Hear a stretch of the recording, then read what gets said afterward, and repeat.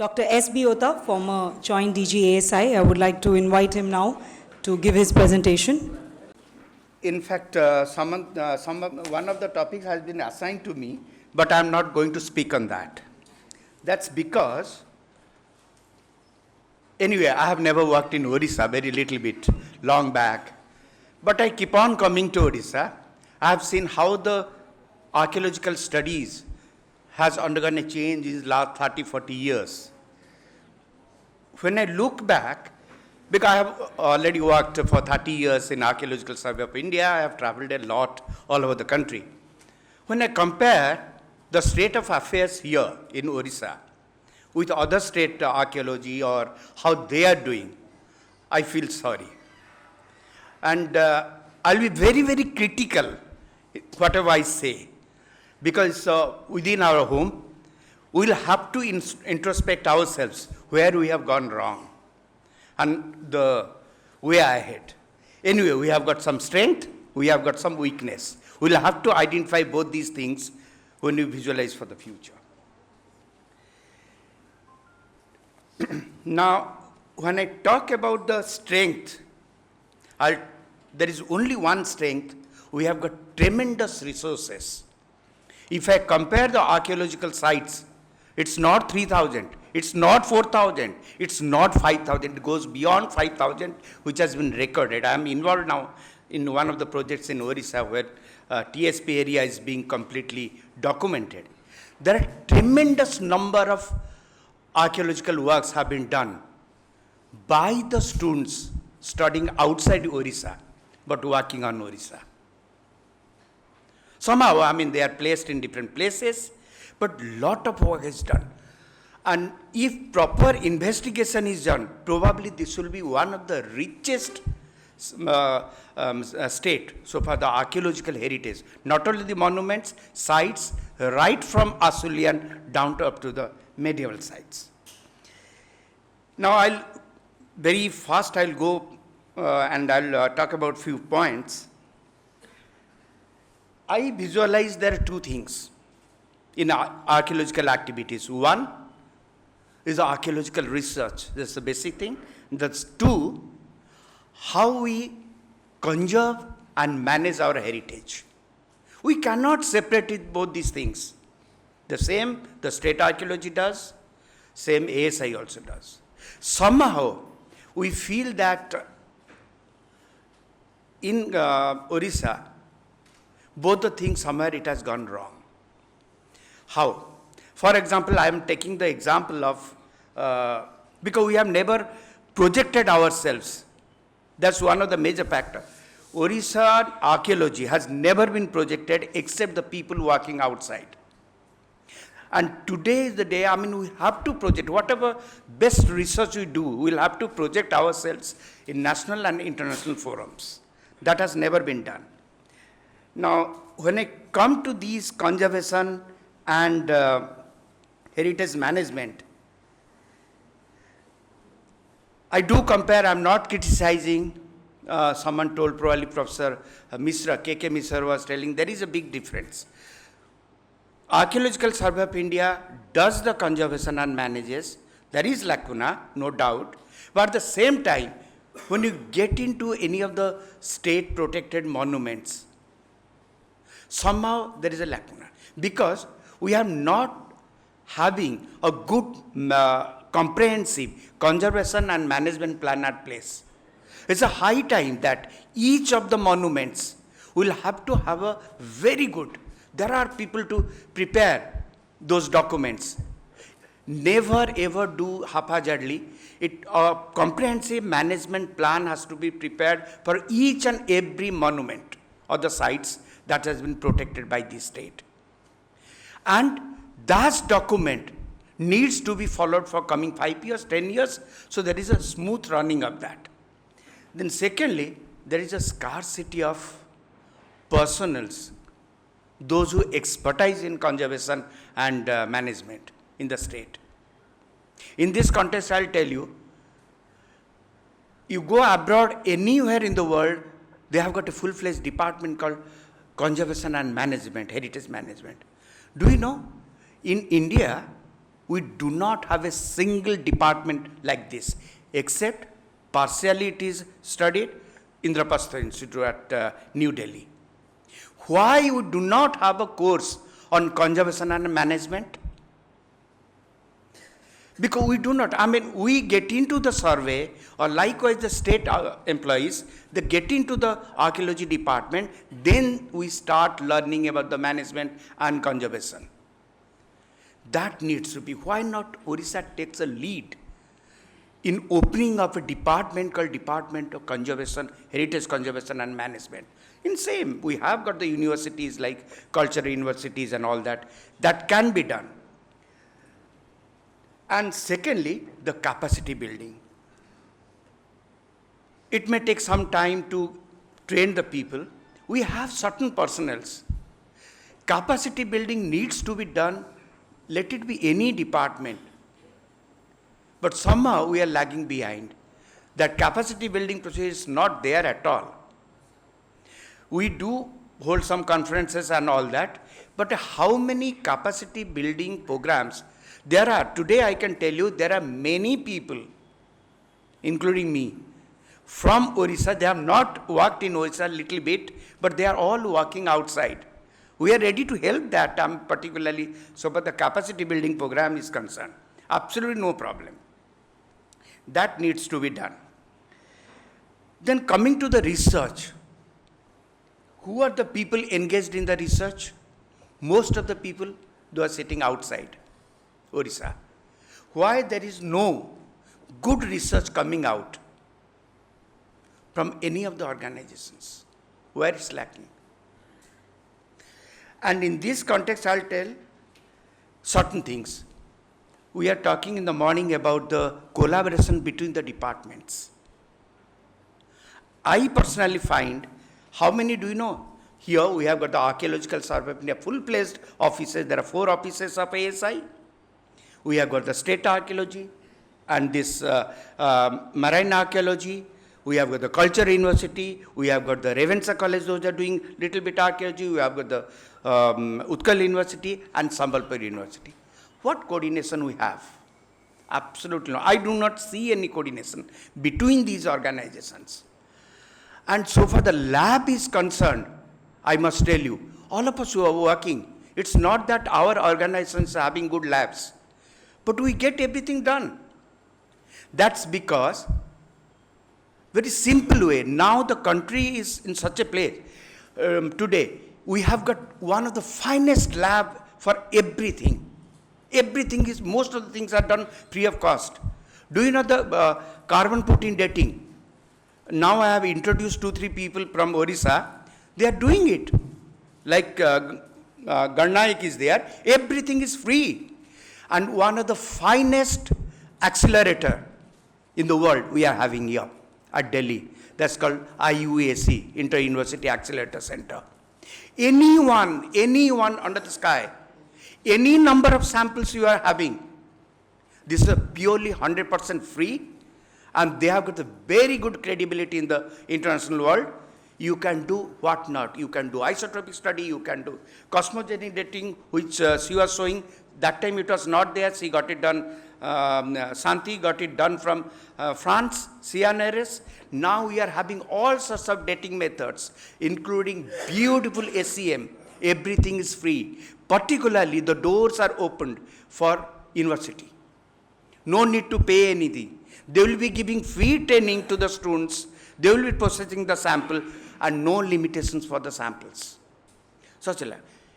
Institute of Physics is there. ASI is already collaborating.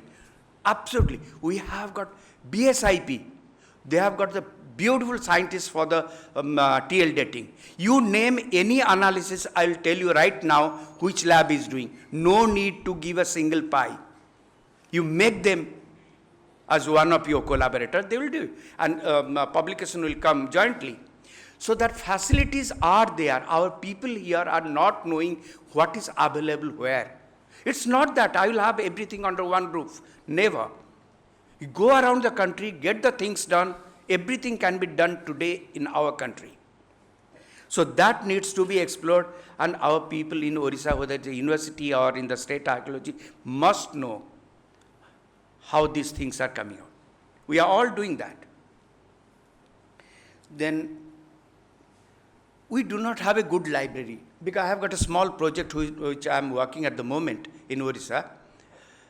When I really get into the libraries, you will be surprised to know books, those are all very good books written only on Odisha, are not available in any of the libraries. I had to dig a lot. This is a condition. I do not have a single journal which I can get abreast about the latest literature which is happening. The other day, we are talking about the prehistory. The first thesis of Odisha by Professor G.C. Mahapatra, it's not there in any of the libraries. I had to dig it from somewhere through Patnaik and distributed the copies to many people. And sitting at some other place outside Odisha, you tell me any literature on Odisha, I'm getting everything. Library is a must. Mr. Balkrishnan was referring to that. Unless there is a library, we cannot do a good research. And library is never built overnight. Library has got two components. One is the books, the other one is the journal. Journals keeps out updated what's happening all around. We are not getting a single international journal here. I consider either Utkal University library or this museum library. I do not get anything. Sometime back someone is telling, why don't you come back to Odisha, do your research? I used to ask them, can you give me a single book? When I ask, we'll have to build up now. Then here surveys are whatever we are doing. It's a very, very sporadic. It's never a problem oriented.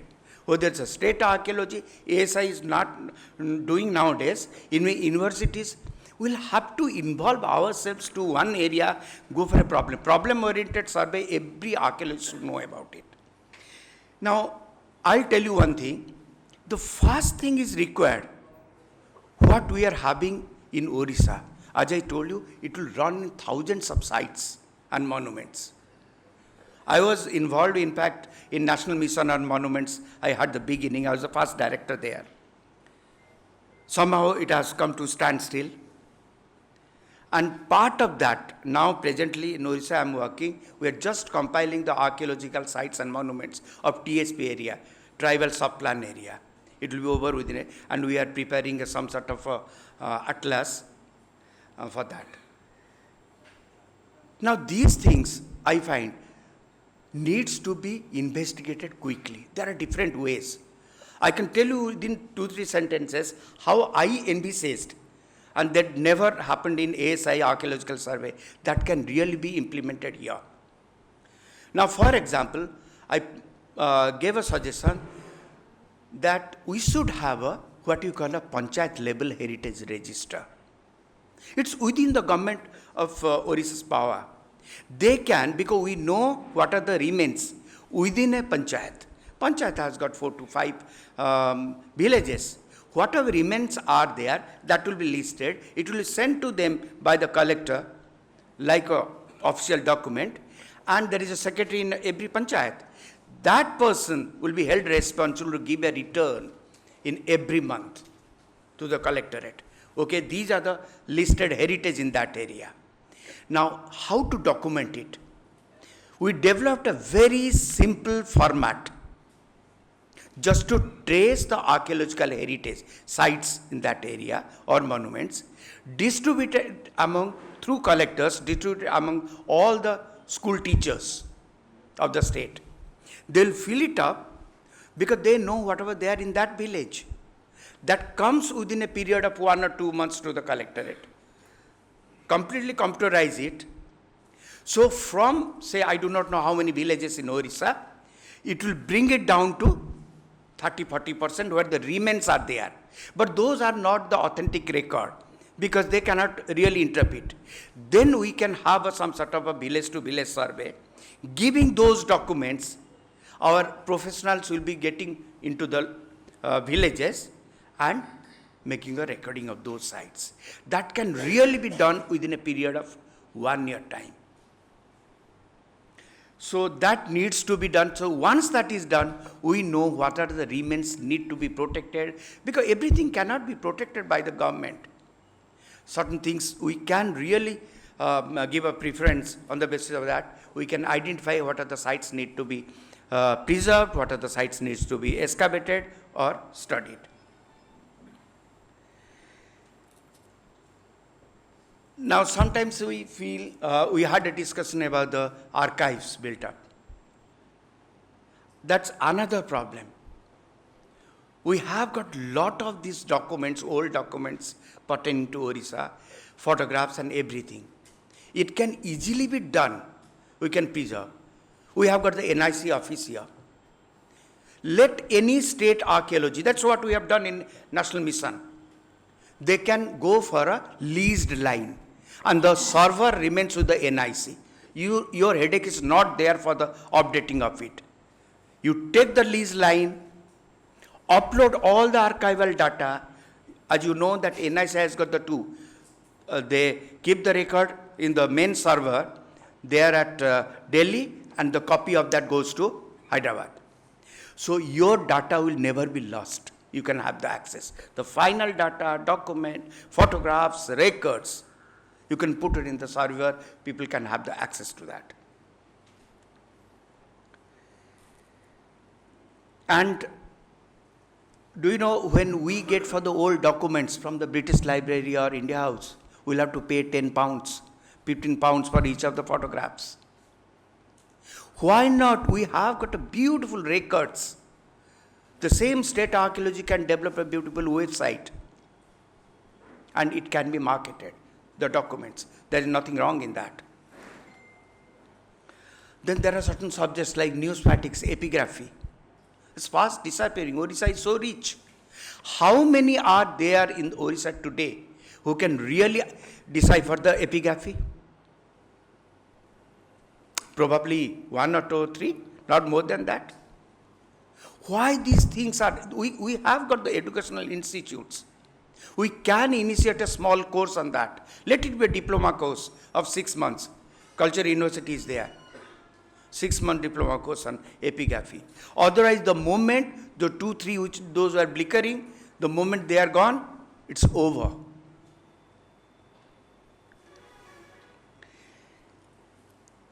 And another thing is the storing of the antiquities. We have got number of museums. The way our antiquities have been stored is pathetic condition.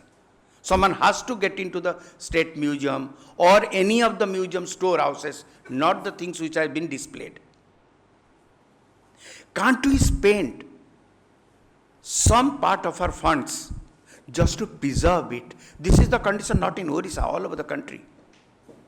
If I ask whatever excavated remains were recovered from such and such sites, say 60 years back, do you know, I cannot trace the 100%. I will be getting just 25%.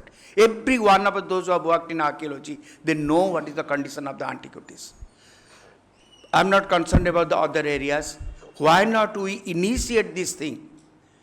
Have a year mark, 2 years time, whatever movable objects are there needs to be preserved, photographed, put it in the website with the details.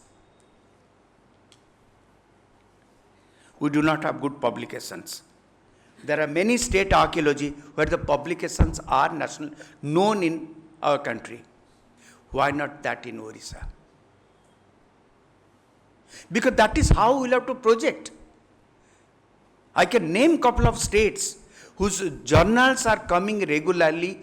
People from all over the country are sending the articles to those journals. Why we will have to look for articles in Odisha? We will have to think.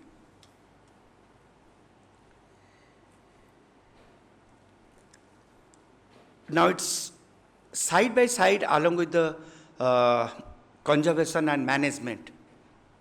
I do subscribe to the view of heritage marketing. It has to be sustainable marketing. Do you know we have got 120 monuments where ticketing is done in Archaeological Survey of India? With the nominal fee that we get by entry fee, how much we are getting? It's a more than 100 crores.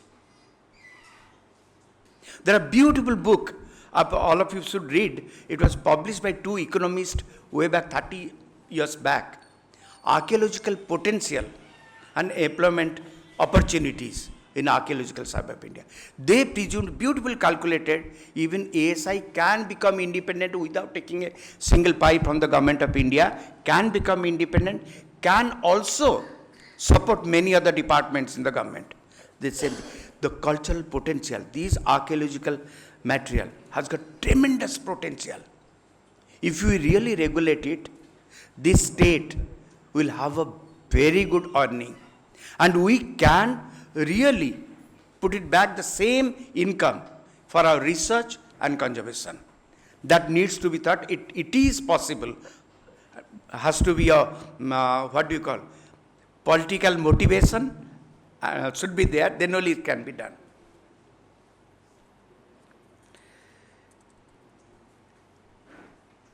And in the morning, lot of discussion has been made for Professor Sengupta also told that strengthening of the department, that is a must.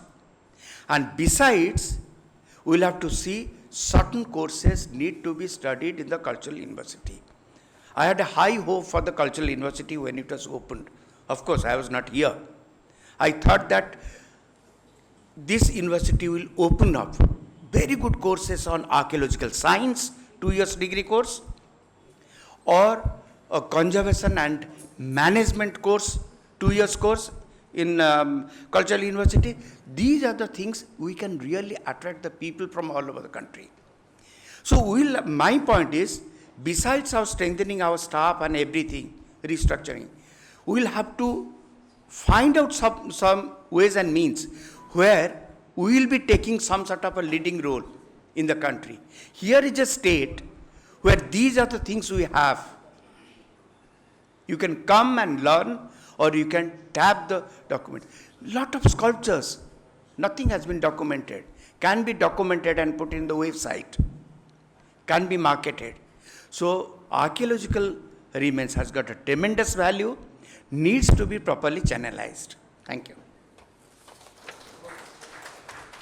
Tremendous value needs to be properly channelized. I think that was what was the concluding remark, and very well presented by Sir. We would now like to invite our next speaker, Dr. T. Satyamurthy, retired Superintending Archaeologist, ASI Chennai, a veteran in the field, and it will be indeed a privilege to hear what he has to share with us. Thank you. It shapes up.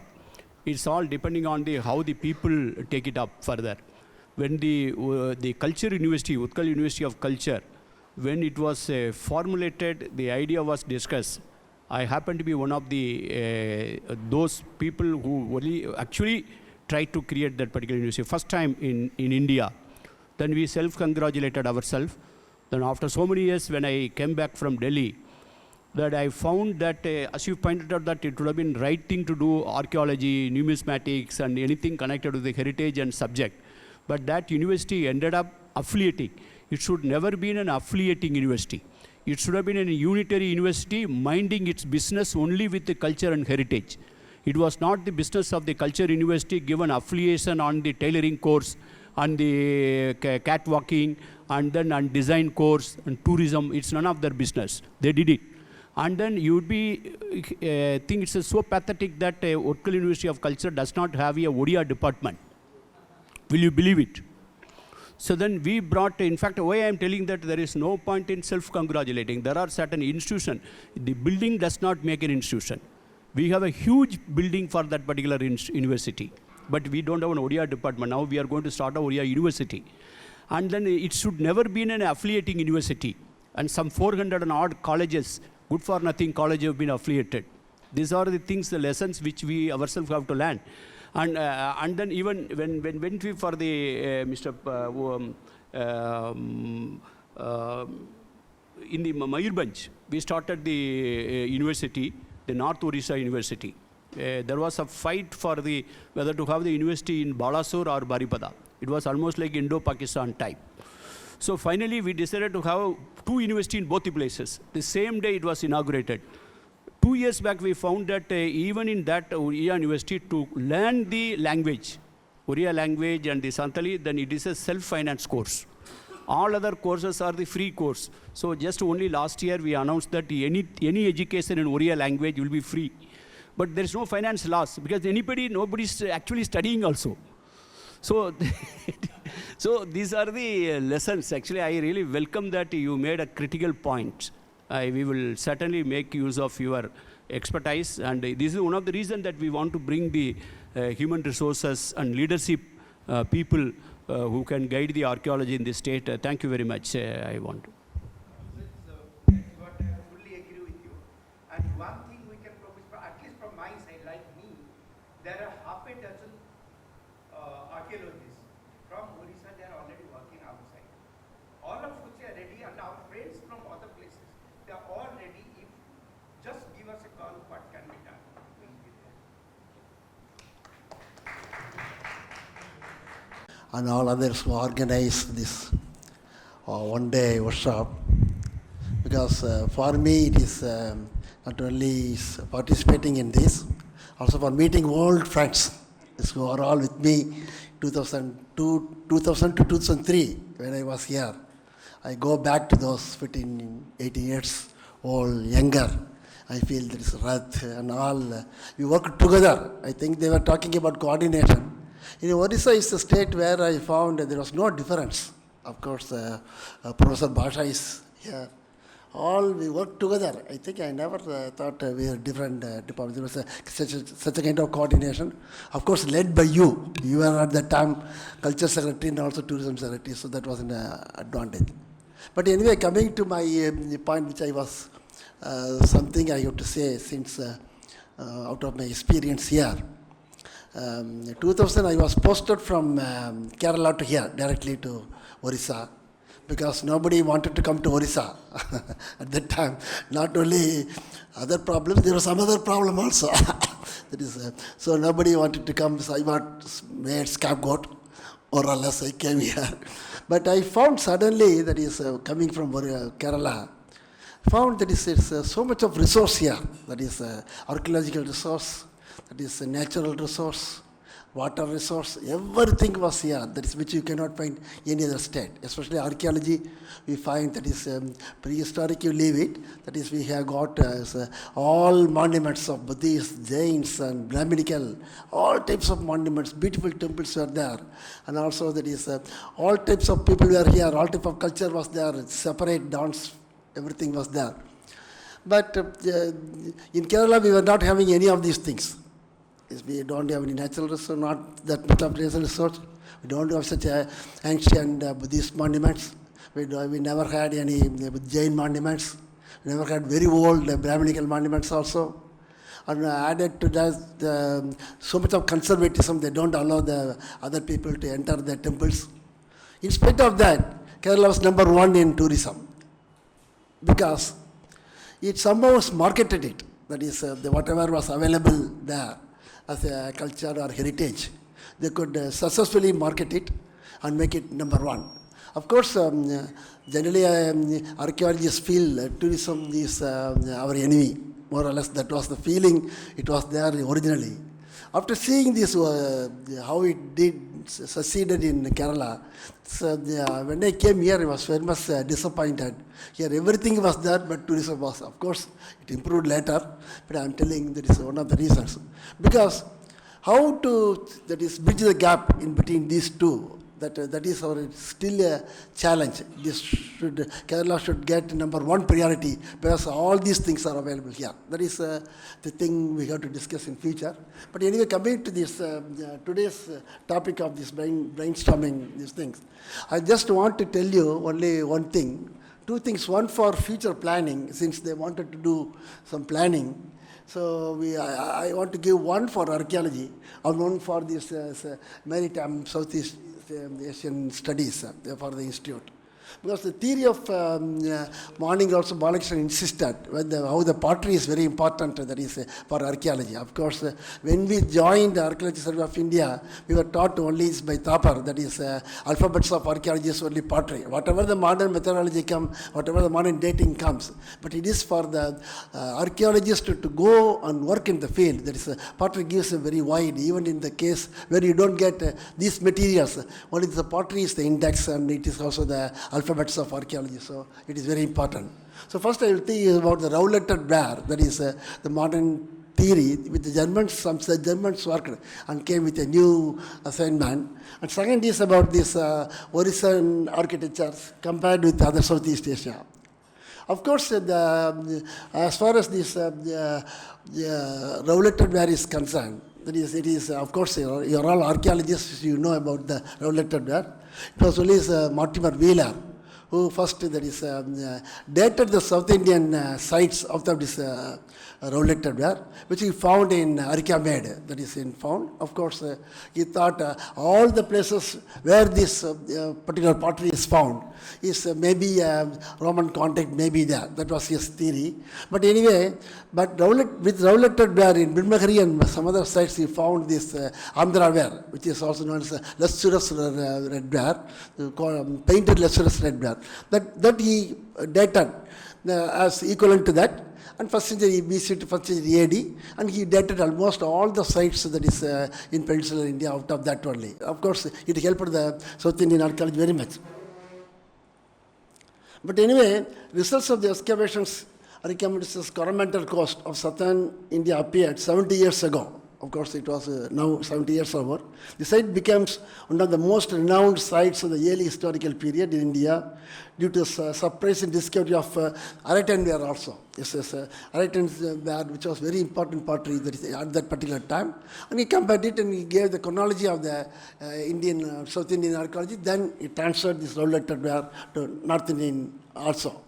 Index for Roman context. So whenever such was available, he thought the Romans trading centers described in Periplus, maybe this one, single period site. And he also took this Archaeological as a single period site and fixed this chronology. But later, there is this is rouletted ware. This is some of the potteries found in Archaeological. Compared it. Of course, Heidrun Schreck, one of the German scholars, has taken separately this rouletted ware available throughout the world, that is inverse as a study. And he took it as a challenge whether the rouletted ware was spread so much, because you can see, you can not only find many places that is in India, outside India also you can find it. So he thought that it may not be the same rouletted ware. So that was his the contention. Of course, this he took not only in India, in Sri Lanka, in many other countries also.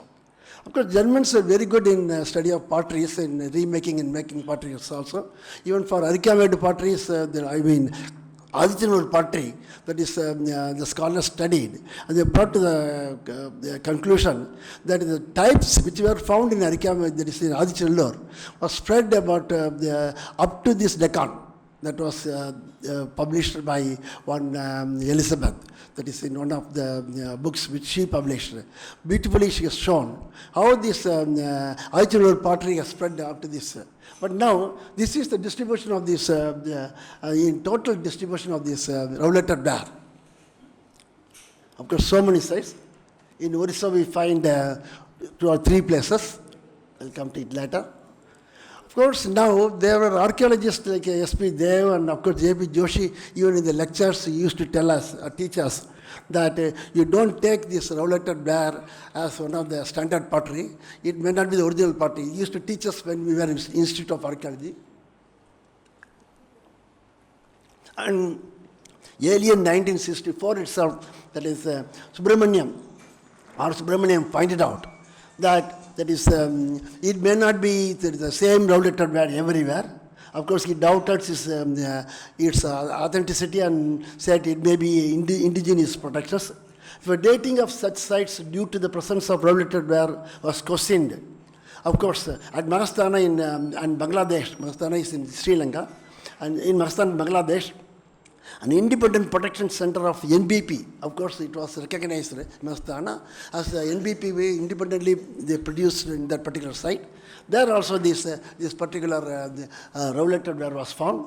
So comparing the designs, he came to the conclusion that is it may be in Odisha, is Manikpattanam, Palur Kanjam districts, and Radhangara and Radha district, and Susubalagat. These are the places which I know, that is which I have placed it. This may be the where we found roulated ware. So all the chronology of the Odisha is surrounded over this roulated ware pottery. Of course, as far as pottery is concerned. Of course, graveware also he came, what we mentioned also, he compared with the graveware also, is made in at least in 2 regional centers for coastal communities using a new ceramic language, one appropriate to an emerging international merchant class. Maybe locally produced, that was his conclusions which he has given. Produced, of course, this article came long back about 2005 or 2006, he published it. It came in English, it was in German, it came in English in 2010, I think 2010. So he came to the conclusions. There was indigenous protection of this roulated ware. So again, these solutions in Bangladesh, it was found in Gobindabita and Magastan Gars and Ramsagar and some other districts it found. With the available archaeological evidences, it could be established that from the very beginning of the early historical periods, there were land routes and marine ways contacts with the far southern states of India. This was his conclusion. And so, since in Bangladesh also, that is wherever it was found, as I told you, NBP ware, and he compared it to the NBP ware, and he tells it was also shown that the indigenous roulated ware spread throughout the subcontinent and conspicuously present in Bangladesh sites, and as we have shown. The same thing is applicable to Odisha also, where we found in, 3 or 4 sites where roulated ware is found. In most of the chronology of the Odisha were based only on that roulated ware it was established. Center for Protection of NBP and its association with the roulated ware on the basis of shapes and fabric designs. The early historical period contact throughout the art of ceramic is established now. So the revised assessment of the roulated ware has consequences for the dating of the numerous sites until recently are usually linked to the 1st century AD. That is a very important thing, because NBP goes to earlier date. Of course, maybe 5th or 6th century BC also you can take it to Buddhist sites or with the spread of the Buddhism. So the Roman pottery, which we concluded roulated ware as a Roman pottery, may not be having a Roman contact, maybe a local indigenous protections. So the sites which we have dated, that is very late, it's even including Odisha, can be revised. Of course, for this we could do more field work and more work to come to a conclusion. But the thing is, the problem-oriented survey, that is, this we should take it up. This Odishan scholars should take it up, because even though you got only 4 sites, I don't know, maybe some more sites, because to my knowledge only 4 sites I could pick up, maybe more sites. So this can be compared with other original potteries, other potteries throughout India. Of course, now the all the shapes may be available. I don't know. You can see it in paper. Of course, now that was the conclusion.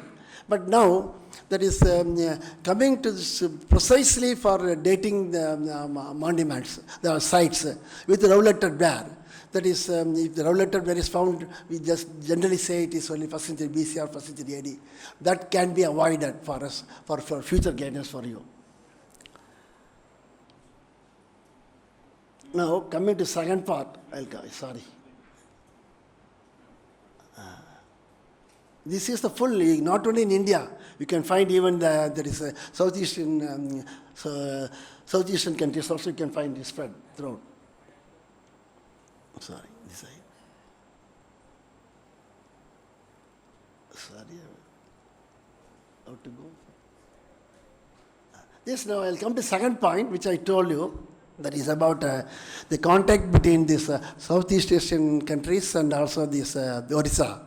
Of course, much have been written. Of course, your Marine South Asian Studies the Institute is also doing much work on this field, and much publications have come. But one thing which we forget is that there was a contact, that is the contact between Odisha and South Asian countries can be established in other means, through architecture also. For instance, Kalinga models had a corbelling method for spanning the inner space. This importance of Kalinga monuments, temples, if you take it, it is having a corbelling system. That is while it is employed in almost all structures. You may call any name you may give. That is any name of the structures you can give. But this is a corbelling system was adopted. In other parts of India, the pillar, lintel, corbel frame work to carry the weight. That only this beam will be there, lintel will be there, over that corbel will be there. Again another beam. Of course, to span the area, they got to put additional corbels to span the area. But this was avoided in Odisha especially. They made the very simple corbelling system. Of course, the stone also helped them. These are the varieties which all of you know. You may call any variety, but the inner formula is the same. That is corbelling system is the same. For engineering skill, you forget this your text or whatever the models, but this engineering formula is the same for all. This is another. There are so many names have been given. Of course, K.V. Soundarajan has given different names for different structures. He has compared it with South Indian models, North Indian models. So many things he has done on his work on Kalinga. This is a simple model. Why I am telling about this engineering model is, of course, the craftsmen who have gone to Southeast Asia countries could have gone only from there because they adapted all these techniques there. That you have to just see in their temples there. A simple model of having only blocks kept one over the other. Of course, it stands on its own friction and compression. It is not having any inner connections. That is contact.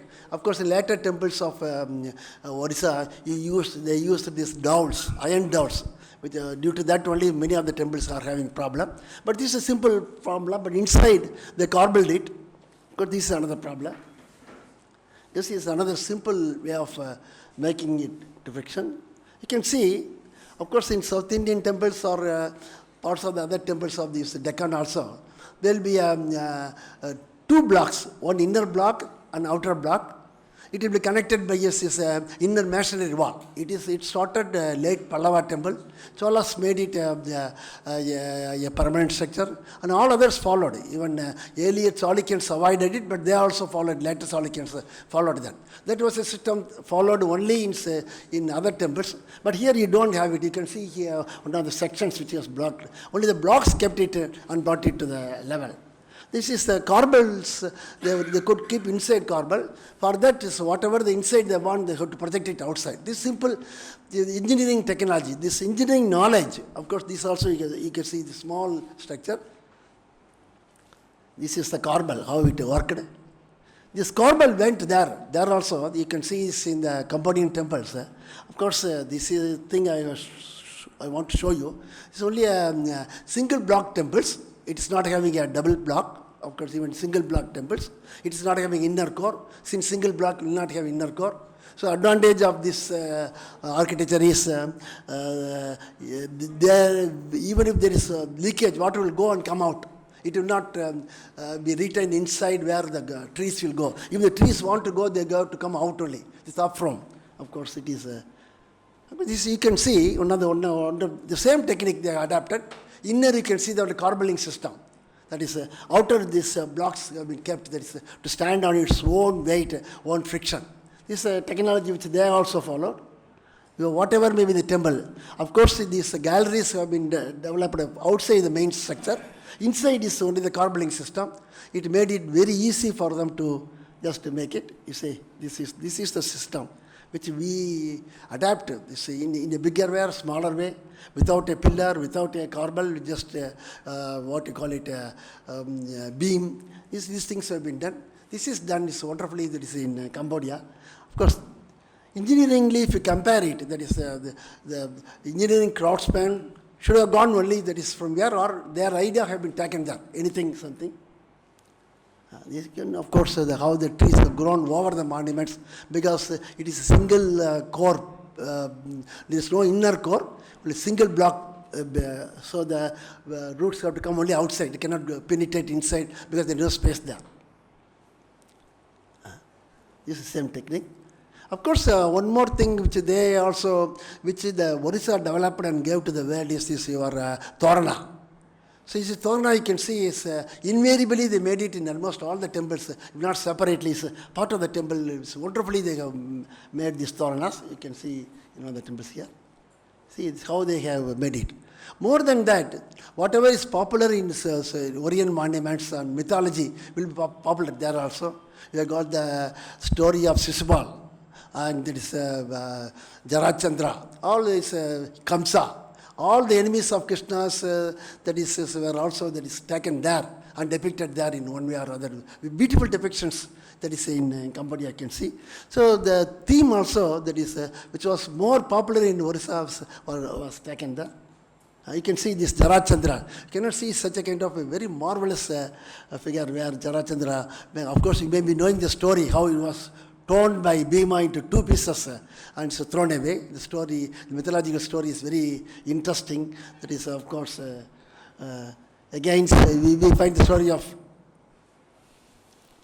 Again, another important aspect is these brick temples. That is, as we are having in in Eastern India, especially in Bengal and also in Orissa. They have developed a beautiful brick temples there. Nowhere you find it. That is even in India, such temples. Even in Bengal, we may not be having such a beautiful. That is a brick temple. You can see this in brick itself. More direct they got to make first the mold and then bake it, and then they got to make the temple. They got to plan very meticulously to make it in brick, because they cannot construct and carve it. So beautiful this Vishnu. Even Vishnu is dancing. It is a brick temple inside. Okay, so of course, this is carved to show you. So now the another aspect is Agastya. Of course, we believe there is a Buddhism spread that is Southeast Asia. Of course, according to the Tamil belief, that is Agastya was sent there, of course, to get rid of this Buddhism. So he brought Saivism, because we are having in one of the temples in Java a beautiful Sanskrit inscription dated to 762 CE, that where he replaced the wooden Agastya with the stone Agastya. That is the temple is still there. Of course, the Sanskrit inscription so beautifully describes these temples. Of course, Dr. Ramesh has published all those inscriptions. Beautiful. Of course, in Cambodia, the king Indravarman during 9th century CE declares that he is the descendant of Agastya. These are all in inscriptions. That is one of the very important aspects. And again, to understand the relations between the India and the Southeast Asian countries, it is necessary to know about the political contact and cultural relationship with these countries, especially Cambodia. It was known as Kambuja Desa in ancient times, and the earliest reference of India is seen that during the Pallava period itself. Of course, this comes in the later inscriptions, but it mentions about it. So, of course, Ramesh has published all these inscriptions. Before the installation of Pallava Mahendravarman, there was a vacuum in Pallava country, as there was no inherent descendant. It is believed that Mahendravarman, the Pallava king, traveled all along the coastal route and reached this Kanchipuram, where he was. Of course, this is one of the mythology which is described in the inscriptions. Since then, interaction between Kambuja Desas and the Southeast Asian islands flourished with the mainland. They are found to be recorded in many Sanskrit inscriptions discovered in these countries. As we have seen in the early issues, Agastya and Saivism were accepted there also. Agastya was accepted preceptor there. Since that we are finding his temple there. There were two routes. That is, one may be the marine route which you are discovering. Of course, there may be a route that is through Burma and land route also. Of course, that is the reason why the contact is already celebrated by the Orissans, by Pali Yatra and other things. You are just showing that is how you went there and did. Of course, temple architecture in Cambodia was the adaptation of the Odishan models, which I told you. You forget these the technical names given in the Silpa text, but the engineering skill that is which has gone there may be here. Of course, the kings of Cambodia, in spite of their affinity to Buddhism, follow many Indians' rites. Even today, these rites are there. The royal family observes many samskaras prescribed in our Dharma Shastra. It includes, of course, even the mundane ceremony and wearing the earlobe. Of course, it is continued there even now. Of course, one of the pontiffs, Magapariva of this Kanchipuram, in spite of his being head of the Mutt, he is also a good historian. It traces the roots also. He has mentioned about this, did much research on the Gotras of the Brahmins who were settled there in Kambuja Desa. And he generally feels that the Brahmins from Odisha only should have gone there. Probably they have not gone through the sea route because crossing the sea is a taboo for the Brahmins. So it is in Dharma Shastra, it is crossing the ocean is a taboo. They should have gone only by the land route to those areas because they have gone deep into this Cambodia. That is according to the descriptions. So his establishment of many ashramas where Advaita was also taught with the Buddhism. They were more or less worked as matams in India. Just like what roots we had, the same roots they had. In fact, the roots of the mats were inscribed there, and all the followers of Shiva, Vishnu, and even Buddhist faith were admitted there. All the mats are common, is commonplace. They were provided facilities to develop Atmajnana, and the kings assigned separate budget for this purpose. The standard rules applied were some things which are not even practiced in India. Devotees assembled there should not utter voice during with the other inmates. Head of the Mutt should provide food, medicines, other necessities to common people, particularly boys, old men, poor, destitute, and those suffering from illness, and worships the cough and other grassroots. The injunction includes that no one shall do any injury to any other words, any by words, thought, and deed. Inoffensive animals shall not be killed within the boundaries of the asrama. Women should be honored as guests, but they must not enter the monastic cells. What I want to say is more or less a translation of your edicts, of which they have done in 12th century Sanskrit inscriptions speak about this, more or less the same thing. What edicts you find in even in your Hathikumba, they are all found there in the 12th century inscriptions. Of course, what important thing is, not only through other evidences, we get architecturally engineering skill which has gone there, with the motifs, Puranic themes we have seen there. We have seen all the practices which we adhered in this part of the country, including the Buddhist practices have gone there. For all these things, they are all recorded archaeological evidence in forms of inscriptions. So this aspect also we should see and try to trace the land route also, because the possibility of land route cannot be neglected, because it should be taken into our consideration, because the taboo was there, and so much of great settlements of the Brahminical faith was there, and also the religion as such was more or less our Indian religions, which we practice in this part of the country. This was what I want to say for this Institute of Marine and Southeastern Studies for future planning. That's why it's only, since you are telling for brainstorming sessions for future, that's why I want to tell you 2 points. One, this roulette ware, and second is for these two things, which came to my mind because I worked about 3 years here. That is, whenever I went to Cambodia, I got these ideas. So I want to share it with you. It is for the young people to take it, and also to institute to develop such thoughts. So I once again thank you, all the persons who have given me this opportunity to come and meet my friends, and also to recollect some of the things as which I could gather from here. Thank you all.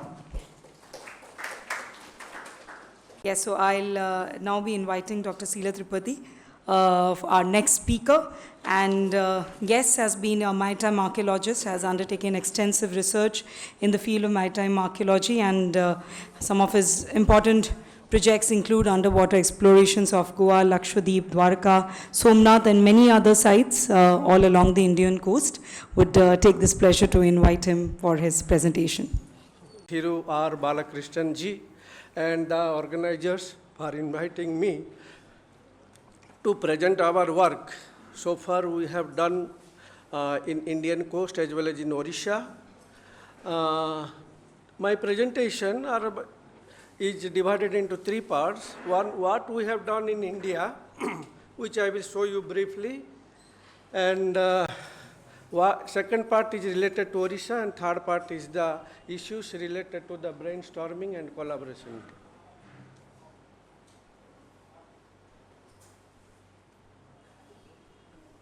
Before going into details, I thought we should know exactly what is the meaning of marine archaeology, because this marine archaeology is in different parts of the world, it is known as in different ways.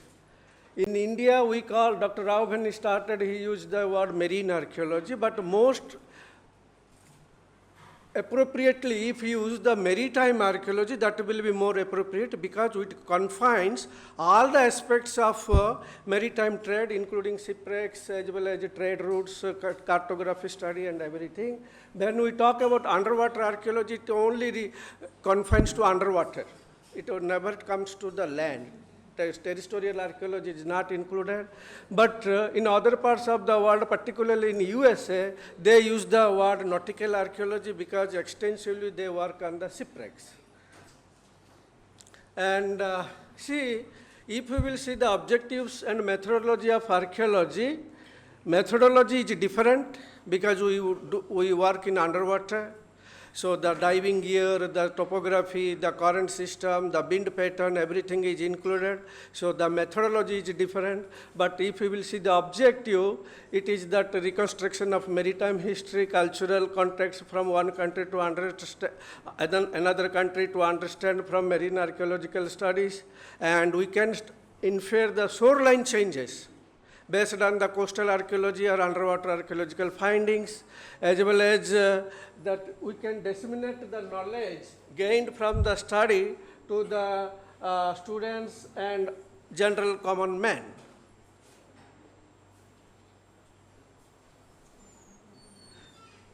You know that when we talk about marine archaeology, in India, our maritime archaeology starts from the Harappan period, and we should be thankful to the Mesopotamian scholars and others, those who were involved in this study, because our Indo-script has not been deciphered, though number of attempts people have taken to decipher it, and they claim that they have deciphered. But the cuneiform text of Mesopotamia, they give some information, and in the Mesopotamian text, it is mentioned that the region called Melua is the Harappan Mohenjo-daro civilization area. And these were the things were going from Harappa and Mohenjo-daro region to the Mesopotamian area. So since that time, you see, we were sending teak and ivory, carnelian beads, so many things.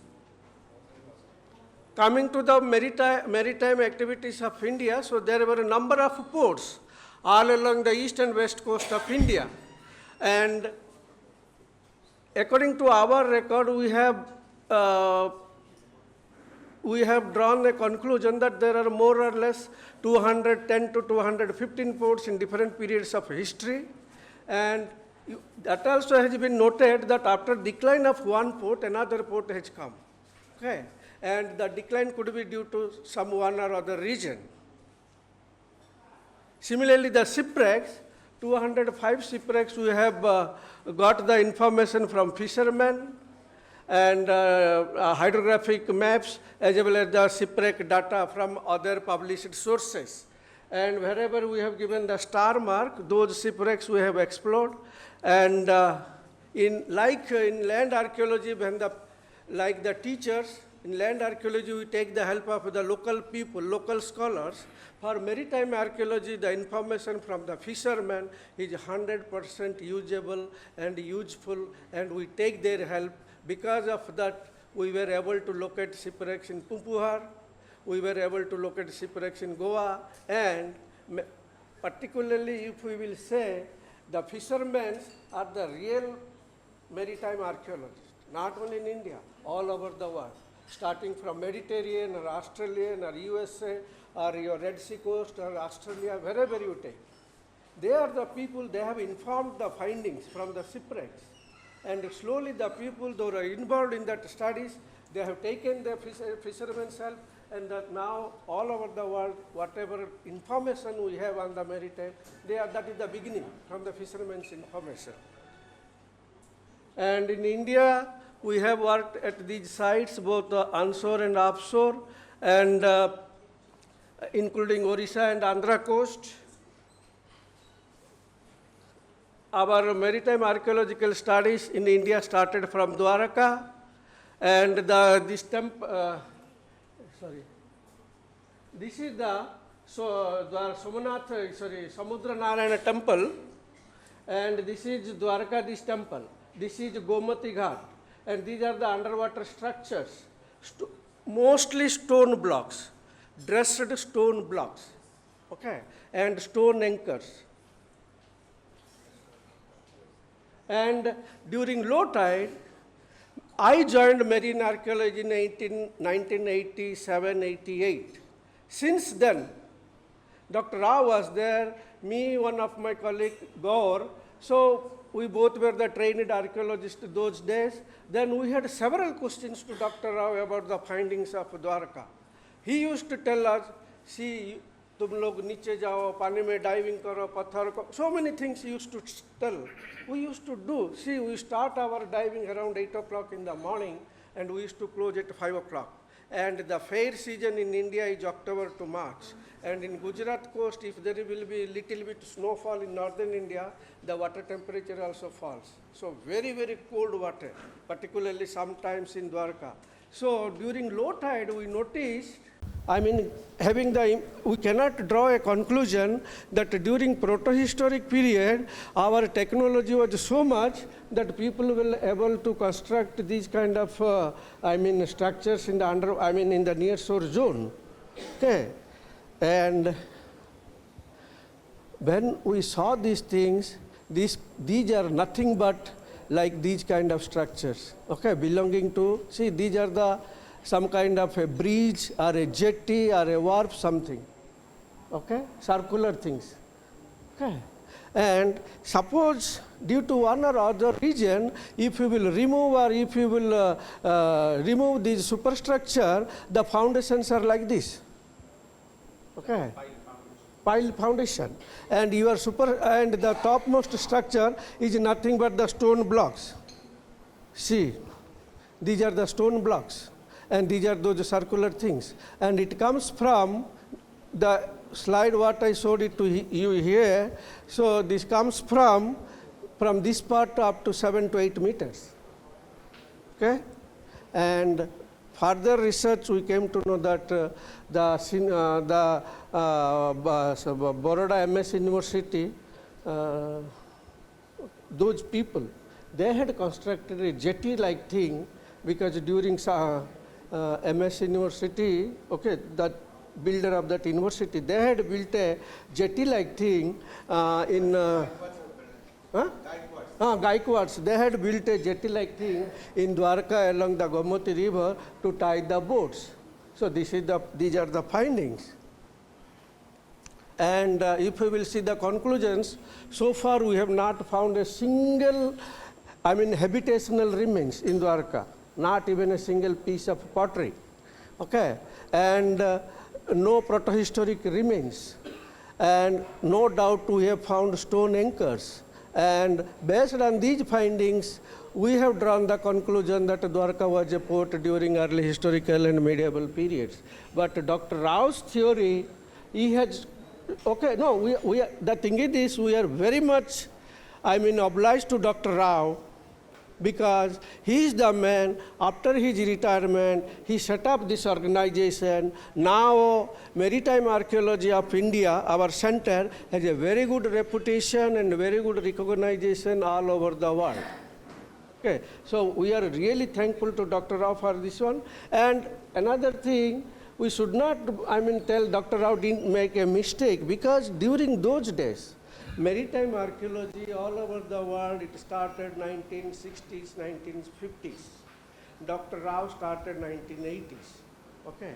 And those days, the technology what European people, Americans and others had, India was not having these kind of facilities. So based on number of available sources, he had reconstructed it, okay?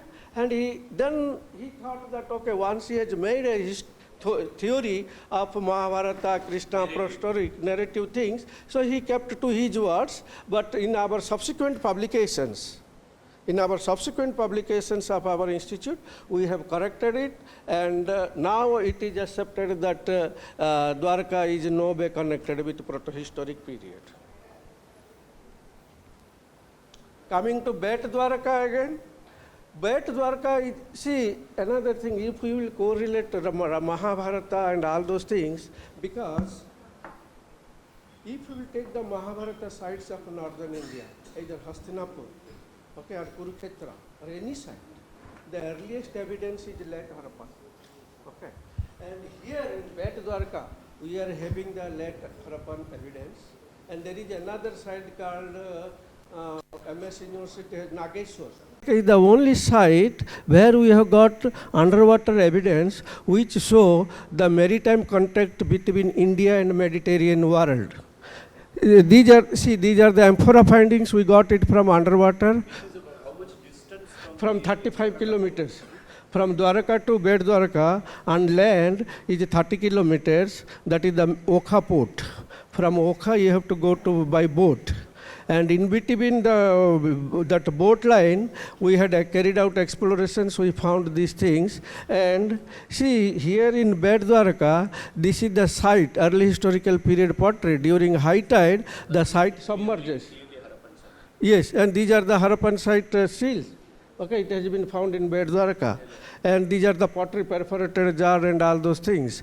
And our institute has carried out excavations where we have recorded the shoreline changes in Bet Dwarka. So here we can say in conclusions of Bet Dwarka that the island was continuously in habitation from protohistoric period to modern period. And shoreline changes we have noticed of early historical period, and the stone anchors what we found from Bet Dwarka are similar to Dwarka and Somanath. This is Somanath. We have worked in Vijayadurg. Vijayadurg was the capital or naval capital of Shivaji, and during this is the fort, and we have carried out explorations here. We have found a stone structure. It is a linear structure, okay, in 4 to 5 meter water depth. The interesting part of this structure, probably it could be to protect the fort from the wave actions, because during Konkan coast there is a severe cyclonic wind as well as heavy monsoon, so that could be helpful. And secondly, Britishers had bigger ships, okay, and Shivaji had very smaller ships, and this was the main garrison of Shivaji. So Britishers had the information and they had attempted to attack several times. So this structure was every time it remains underwater. It is difficult to notice. So if bigger ships come close to hit in a cannon, so the ships will be sunk by hitting the structures. Probably that was the reason. And in addition to that, there is a dockyard. Okay, and this is called composite type of anchor, and these are the stone anchor, these are the Indo-Arabian type of anchors. And this anchor, all over the Mediterranean, Indian and Persian Gulf countries we found. And in Indian context, Maharashtra, Vijayadurg is the last site where we have recorded this one. But all along the Indian coast, we have these kind of anchors, including Tamil Nadu, and recently we have found in Odisha, but not in Andhra Pradesh. And the reuse of stone anchors we have noticed in Maharashtra, and one is in Vijayadurg fort. See, this is the anchor hole. These are the two holes. Here are the two holes. So these anchors, they have reused in the lintels. So this is one evidence we have got it from Vijayadur. And coming to Lakshadweep,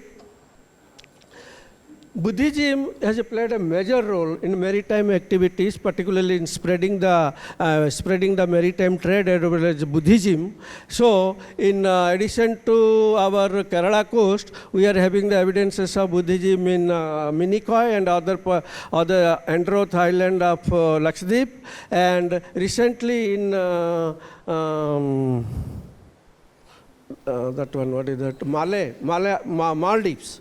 There is also evidences of Buddhism has come to light, and these are the Roman coins and stone anchor. See, these anchors were introduced in India by the Arab mariners in 6th, 7th century AD. Now the question comes, pottery and terracotta ring wells. This is the brick structure of Sangama period time, because we have measured the bricks, and this is another one in the intertidal zone. Here, see, those things can be noticed.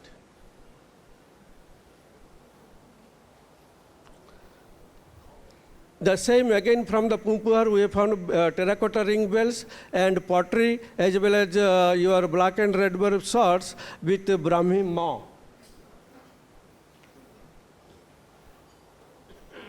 The shipwreck, this is the first shipwreck which is made of wood, because the other shipwrecks what we have located along the Indian coast, those are steel hulled ones, and probably Goan one could be also wooden hulled, but here this is the wooden hulled one, and these are the lead ingots, and this is the rudder part of the ship. And in the lead ingot 1791-92 is stamped, and this the company name is W. Blackett. So with the best of the isotopic studies, it was possible us to draw the conclusion that the Blackett company was from UK, and they were the main exporters of lead during 18th century to India, which are used for various purposes, including making your bullets and other things. And Mahabalipuram, see, I'm going to Tamil Nadu since 1986, okay? And as a student of history and archaeology, we know that in Tamil Nadu, there are a number of inscriptions, Chola, Pandyas and all those things. But in Mahabalipuram, they say that out of 7 temples, 6 were submerged, okay? But during Pandya time, these are the Pandyan temple, Pandyans, okay? Pallava period temples, Pallava period one. So if 6 temples were submerged, definitely we should have an inscription. Okay. There is no inscription, and these submergence of temples is only recorded from the British period onwards. And it is a very big, popular all over the Mahabalipuram area in Tamil Nadu, that there are the 6 temples submerged in the Mahabalipuram waters. But during our exploration, we found these stone-like kind of structures, but it is very, very difficult to draw the conclusion that these could be the temple remains. But again, within Tamil Nadu also, nobody seriously believes that. Like, the way the Pumbuvar submergence is endorsed in Slaparigaram Yes. literature, similar endorsement is not available for Mahabalipuram. It's like a Kimbadati type. It's Yes. Oral tradition only. Nobody takes this one seriously. Yes. Only from the Britishers onwards. And coming to the shipwrecks of Goa, we have located 4 shipwrecks in Goa waters. We do not have earlier evidences of shipwrecks in Indian waters. Only when the Portuguese people came to India, in their marine records, they have mentioned that ships, information on the shipwrecks. But no doubt, there are 2 inscriptions. One is this your Kadamba period inscription of this king, who has mentioned in one of the Panjim inscription that he is shipwrecked of Panjim. And there is another one, is your Motupalli inscription of Kakatiyas, where it is clearly mentioned that the king has given order to the local people as well as the foreigners for the safety. That is the Muttapalli pillar inscription. And in one shipwreck, we have found elephant tusks, hippopotamus teeth, and granite blocks. And these are the cannons, pottery, and all kind of things. And this is the earliest shipwreck so far we have recorded in Indian waters. And the date could be early 17th century, and it is a Portuguese period shipwreck. And this is around in 15-meter water depth, in very close to our Goa airport. In 15-meter water depth, we have located this one. And here we have found the timber of the ship, as well as these building material, construction material findings. Coming to Odisha, see, like other parts of India, we are also having the information of shipwrecks in Odisha coast, and this is the HMS Karan is wrecked off 4 miles off Konark coast. Okay, this is the Konark temple, and they have mentioned that 4 miles off Konark temple. So if we will plot it approximately, because during our explorations, we have found a shipwreck here in 5 to 7 meter water depth, and this comes approximately 4.5 miles away from Konark temple. And these are the findings. It is the steam engine shipwreck. These are the boilers, and this is the anchor chain. This is the winch, and these are the ship part. Okay. Period 17th, 18th century. But one interesting is this: in India, we are not promoting this tourism to dive near the shipwrecks, but it should be done, because now Goa they started with the permission from the government of Goa, because a lot of people in Andaman Nicobar people are going, they are also diving near the shipwrecks. But in USA, UK, Australia, and South Africa, they are permitting people to dive near the shipwrecks, but there are restrictions. The same restrictions can be followed, as Santipapu told, about the vandalism and destruction of the cultural property. But no doubt, if we will promote, so we may get more information from the tourists also, as well as the popularity of maritime archaeology, and the shipwrecks will be known to the common man. Coming to the ports, all along the east coast of India, there were several ports. And in Odisha, see, these are the ports. In the northern part, you will see the ports of British, French, and Dutch period. And in the southern Odisha, you will see the early historical period ports. Okay. But we have, among these ports, there are 1 or 2 which is datable to early medieval and early medieval period. Among that, this is Manikapatna and Kalkatapatna. Okay? And Paluru, though there are number of mentions, but no, we have so far not located. Okay? And besides this, we have no knowledge of early ports of Odisha. Coming to Buddhism, in the maritime trade, Buddhism has played a major role. And Dr. Sunil Patnaik and his colleagues, as well as Ravenshaw University, Utkal University, State Archaeology, they have done a lot of studies on Buddhism.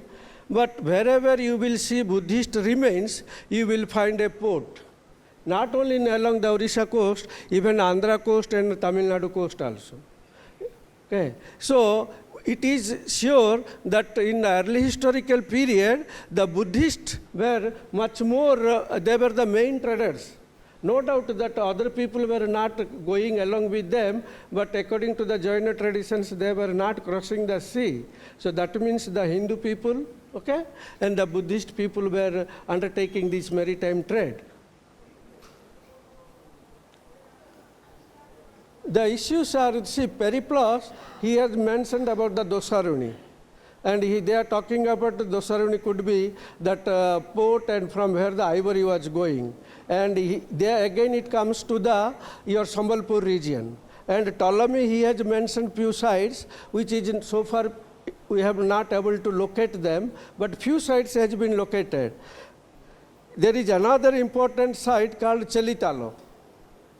Different kind of opinion about the location of the Chalitalo. Some say modern Puri, some say Manikapatana. So many people give, but there is no extensive study to locate the Chalitalo port. And there is another port called Hatosisias,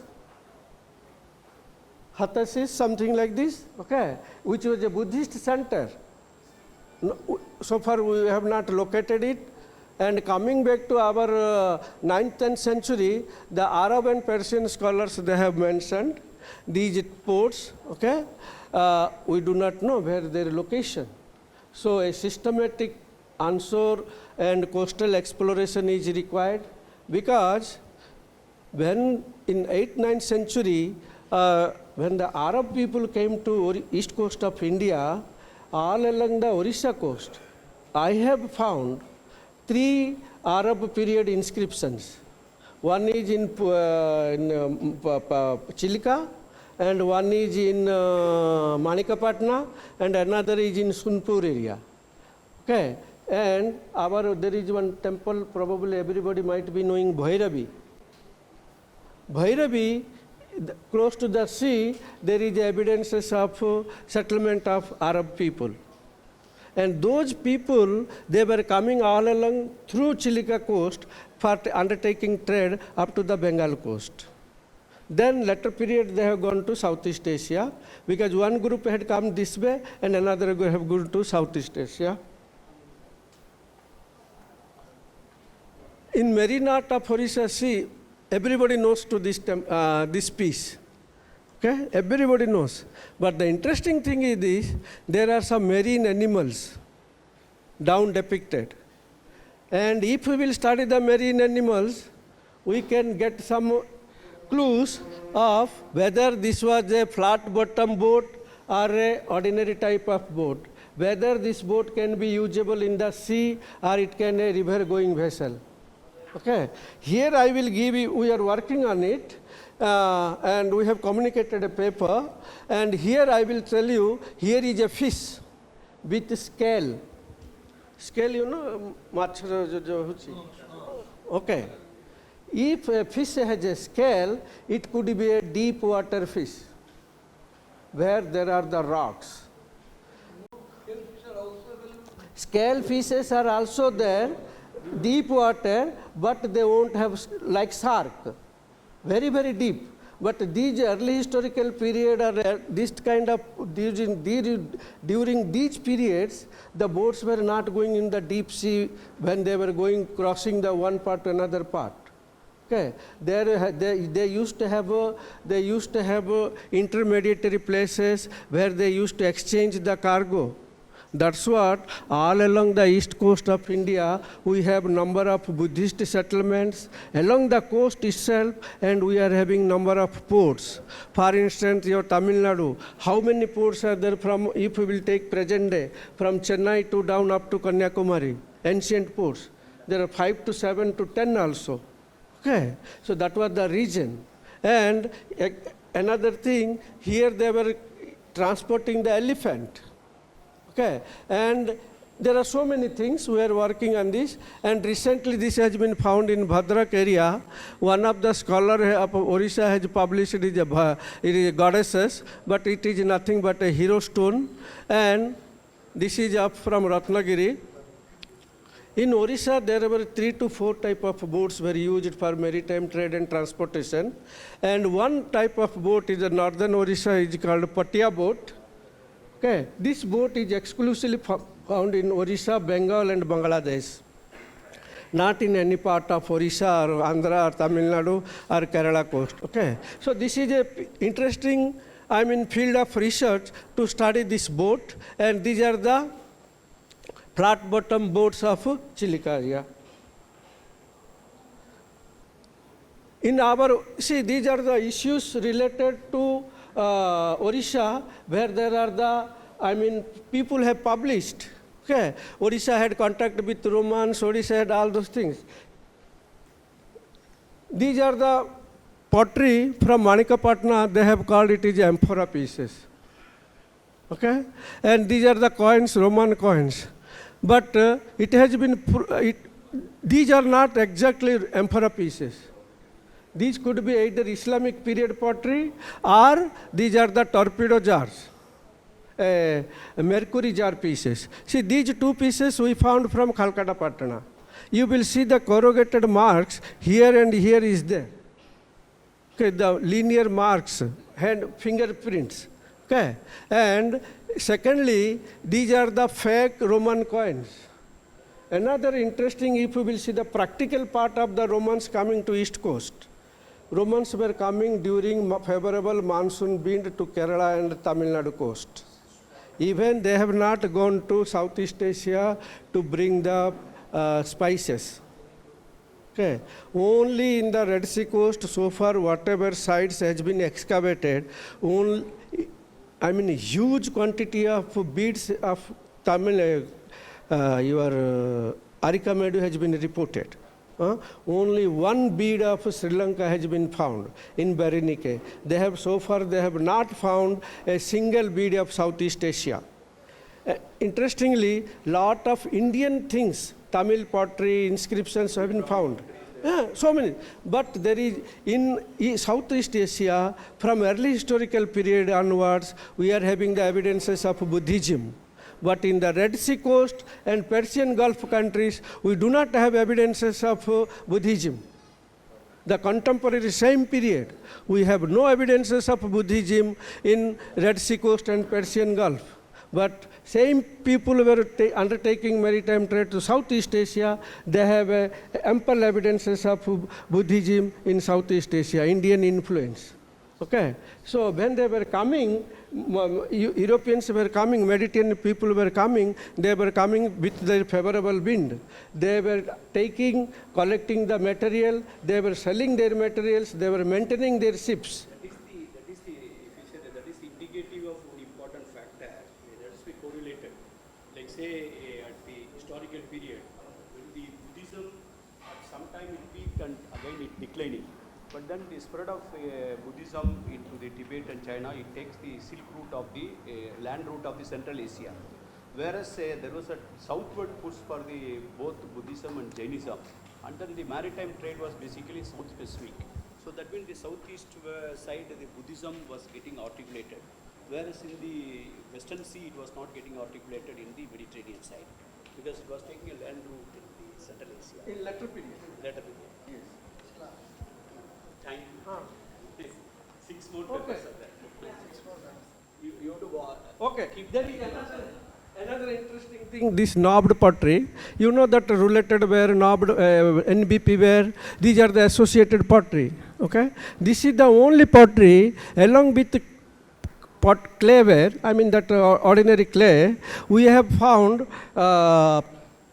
gold, silver, stone, as well as height in bronze. This knobbed ware. And this pottery has been distributed all along the east, west, your northern India, as well as southern India. Okay. But the concentration is more in Odisha. Okay. And this pottery, roulated ware, NBP ware, now no one is using. But this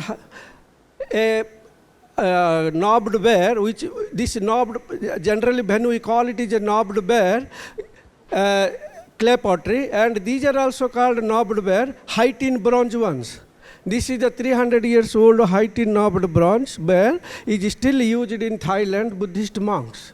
And this, wherever we have found this pottery, associated with the Buddhist sites. This is the site from Andhra Pradesh where you have found descent stand sprinklers. And this pottery, along with black and red bird swords, we have with what is that called foot stand pottery and so many things. And in addition to this, see here in our Hindu tradition, particularly in Odisha, they use these kind of artifacts for Homa. You see still there is a knob here, and here they use here knob with circles. So this pottery, when I am working along with my colleagues. This pottery we found is very interesting, but not much attention has been given. For the first time, it reported from Sispargarh. And when I was looking the findings of Wheeler, in Sispargarh excavations, I didn't find much, and nobody knows. When I saw the central antiquity section, the pottery what is there from Sispargarh, that has been not published also anywhere. And this, again, this second site, this Nobleberry is from Jowgad. Devla Mitra has excavated. That pottery nobody knows. But interesting thing is this pottery now, this pottery,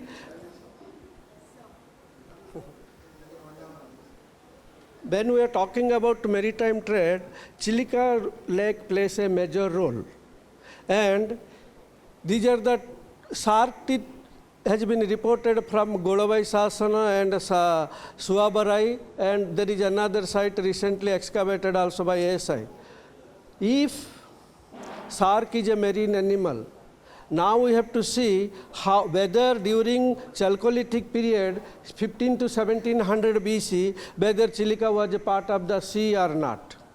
If it was a sea, then that means people were going during those days for hunting. It's one kind of venturing into the sea. Okay. If not, so how these shark teeth came? Whether they were going directly into the sea. Okay. And now after formation of the sandbar, due to siltation, the Chilika Lake became very shallow. Okay. Now see again another kind of same anchor we have found here, which are used in the big boats. So Chilika is not suitable for entering into the big boats. So this is a very big issue. Now we have to solve, we have to find out the answers that how the people were going into the sea. If they were going from the Chilika Lake and Chilika was the part of the sea during those days, that means after Harappans, the people of Odisha could be the second generation or second people having the knowledge and maritime venturing into the sea. Okay.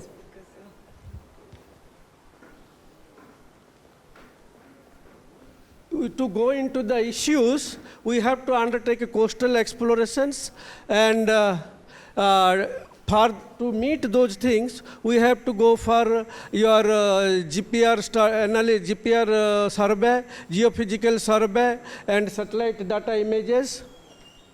And techniques, if we use XRF and ICP-MS and dating isotope studies, thin section things, then the problems what I suggested here, those things can be sorted out. And the challenges are, that visibility, human resources. In India, only 4 or 5 people are working on this field, and if you get collaborations like states of Odisha, because Tamil Nadu government has supported, and we have done extensive study in Tamil Nadu. So we expect that the support and collaboration from government of Odisha, so the unknown maritime history of Odisha can be sorted out. Thank you. Now like to invite Dr. J.K. Patnaik, retired superintendent archaeologist of ASI, and has excavated many sites including Ratnagiri and Swabarai. He has also surveyed the Mahanadi Valley. I'll request him to now give his presentation. Dr. Patnaik has assigned me to speak a few words about this excavation and exploration and its contribution to the society, the need of the hour. And I added one more thing, that a case study of Lalitgiri. So I was already hinted, because shortage of time, I will not go into detail. So some basic things regarding exploration and excavation I would like to highlight. You see that what is exploration and excavation?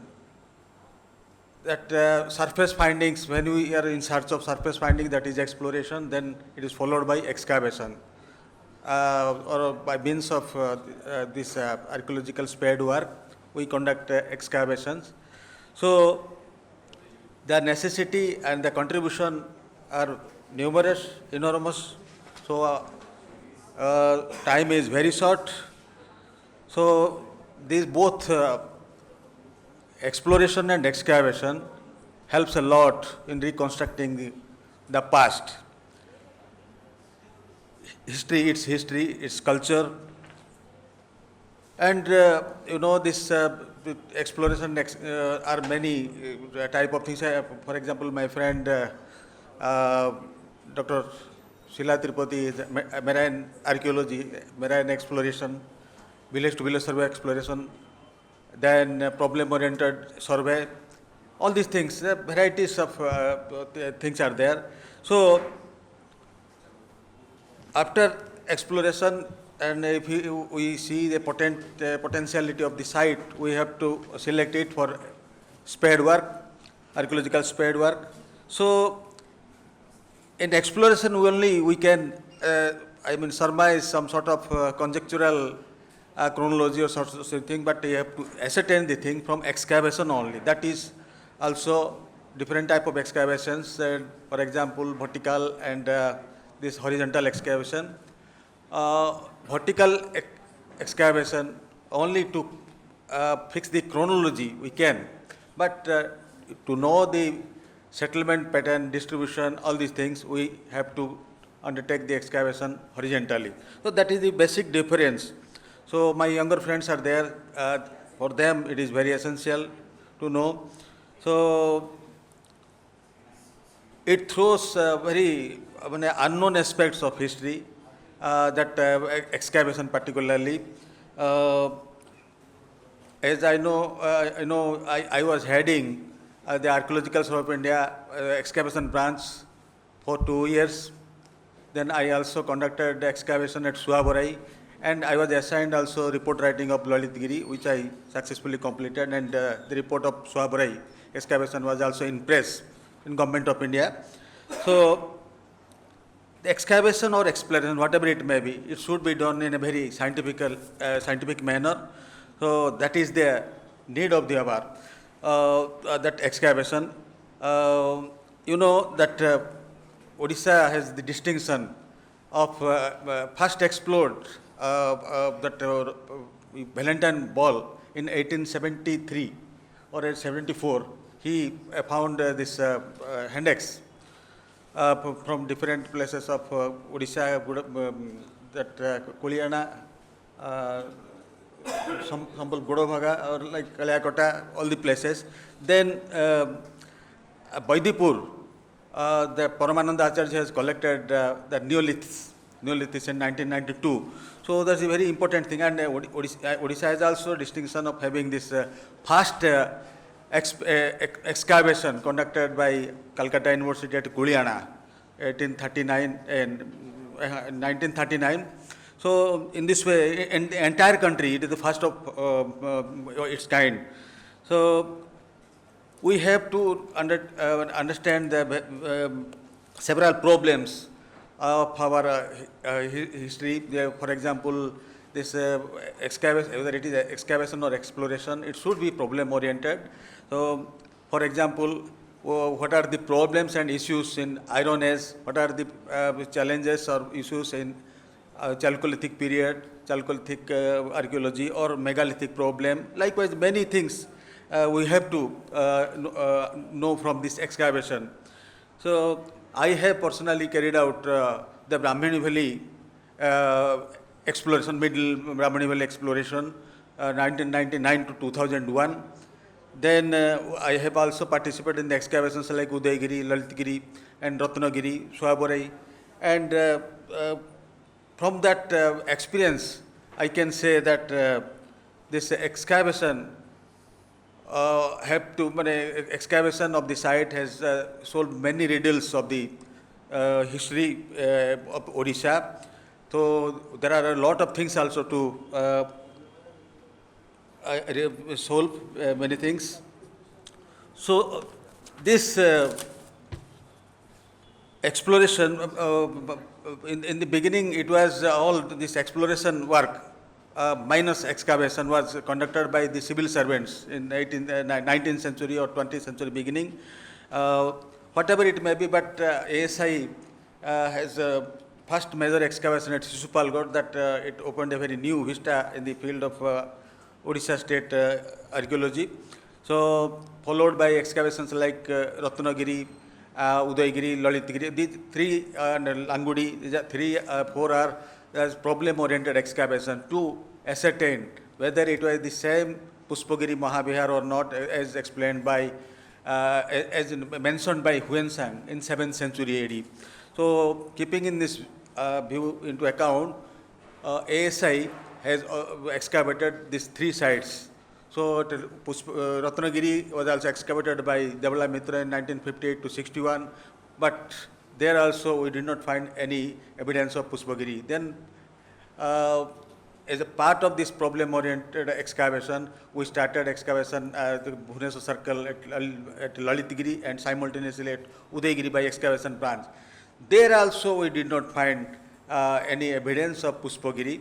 Of course, stray findings from Lalitgiri was mentioning the word Pufagiri, but that could be a portable object, though that could be transported to Lalitgiri by somebody or some travelers or pilgrim. So we did not, all these things, excavation result that dispelled the notion of Puspagiri. Sunil Patnaik's predecessors, they have excavated Langudi, Devraj Pradhan ji or Sunil Patnaik followed by Sunil, they have excavated Langudi. So when they have excavated Langudi, they, according to Batin Mukherjee, that there are two such inscriptions mentioning about the Puspagiri, whatever it may be. In this way, we just carry out the excavations. So these are some major excavations in Odisha state. Conducted by State Archaeology or Archaeological Survey of India. Then apart that also Calcutta, Utkal University, Sambalpur University, they have also carried out excavation. Bong was excavated by Professor Basa. Then Subrat Acharya is here. They have excavated that Delti Huda. Or Sunil has excavated Kankia Radhanagar. Then Utkal University has excavated Norisha, Ancient Indian History Department. Similarly, there are so many sites excavated by institutions. And the State Archaeology have also excavated Kuruma and Brahmavana, all these things. So all these the results from the excavation has provided us a very wonderful evidence of reconstruction of the history. So whatever it may be, prior to this excavation is over, once excavation is over, it should be published in form of public, report, excavation report. Otherwise, it will be futile if we don't publish the report and we will not go to these scholars and students. So the entire exercise will be futile. That is why I urge upon to publish the reports soon after the excavation is over. Sunil Patnaik has, I was informed that he has also submitted a brief report about Kankia Radhanagar. There are many more reports are to be published by different agencies. So whatever it may be, the exploration and excavation should be very interdisciplinary and collaborative approach should be there for this. So with the help of scientific aids, then only you can achieve the goal. So that is why excavation and exploration helps a lot to the society. In this context, I would like to say that I have to give a small brief slideshow about this case study, that is the excavation at Buddhist sites, Lalitgiri district, Cuttack, Odisha. Of course, number of slides are more, so I will switch over very quickly as far as possible, so that other speaker can also express their views.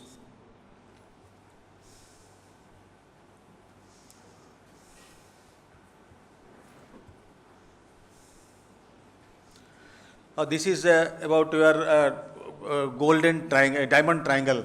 So prior to 1985, there was no such terminology. Diamond triangle was added, but it was coined by tourism department when Ratnagiri, I mean Lalitgiri and Lalitgiri and Udaygiri were excavated simultaneously together. So keeping in view of its rich potentiality, it has to be popularized as a tourist circuit.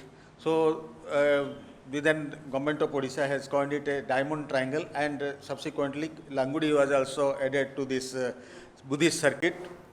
Now it has assumed as a very promising Buddhist circuit in eastern India. So now this is the overall view of this Lalitgiri Londa Pahad.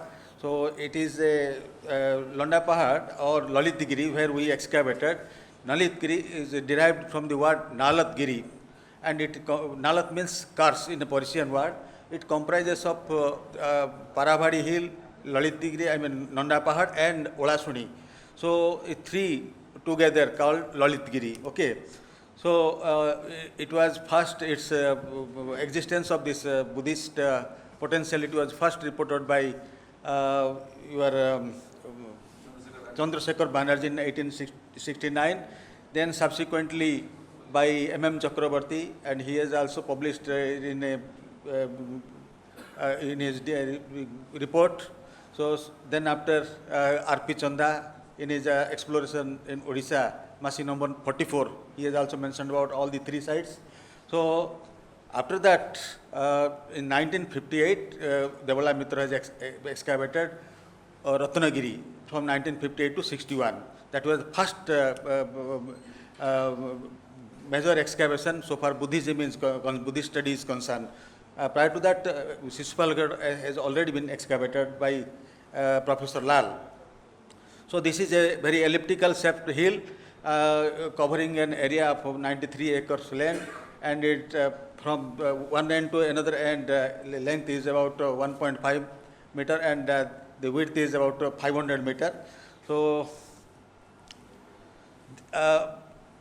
when we started then in 1985, we first started at the hilltop, appears to be stupa. So when we started excavation, we found out, yes, no, this is nothing but a stupa. It contains, the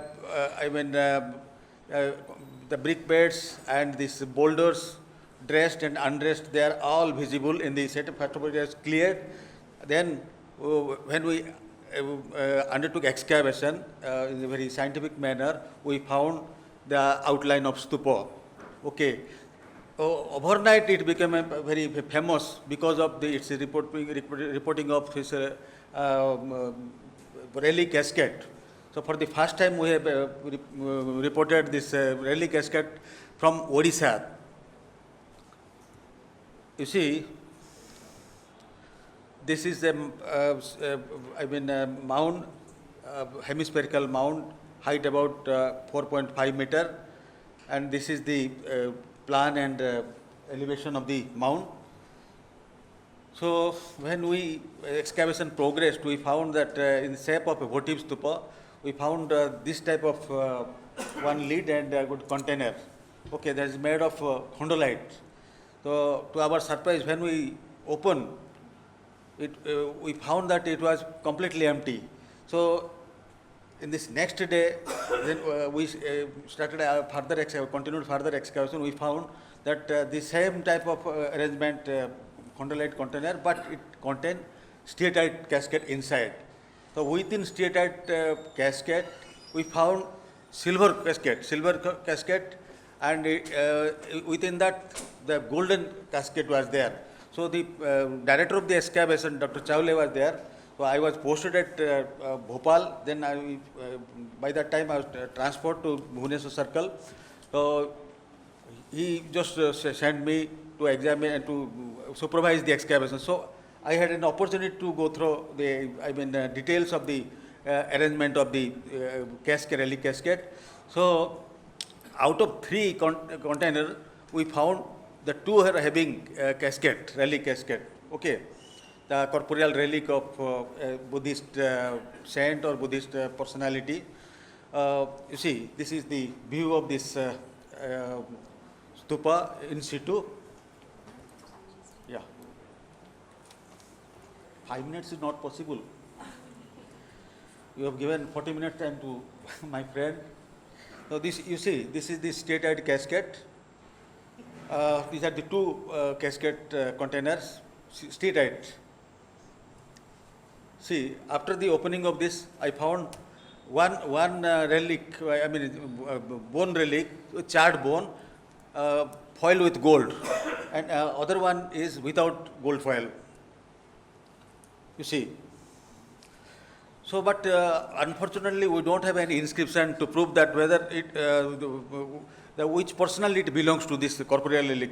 So, other places elsewhere, we found that inscribed caskets, if it is of Buddha, Buddhasya or Sariputasya, like that, but here we do not find any inscription. So, without the inscription, we cannot ascribe to whom it belongs to. Okay, you see, this is the relic casket from Piprava. Likha hai pura ekdam. It belongs to Buddha, Buddhasya, and this is Devani Mori, Sariputasya. Even in Sanchi also we find this type of relic casket. So now it is also still in question that whether it belongs to Buddha or Buddhist, any Buddhist saint, other Buddhist monks and other Buddhist community. After this conservation, this stupa was completely conserved. Then we next come to the second sector, that is apsidal structure area.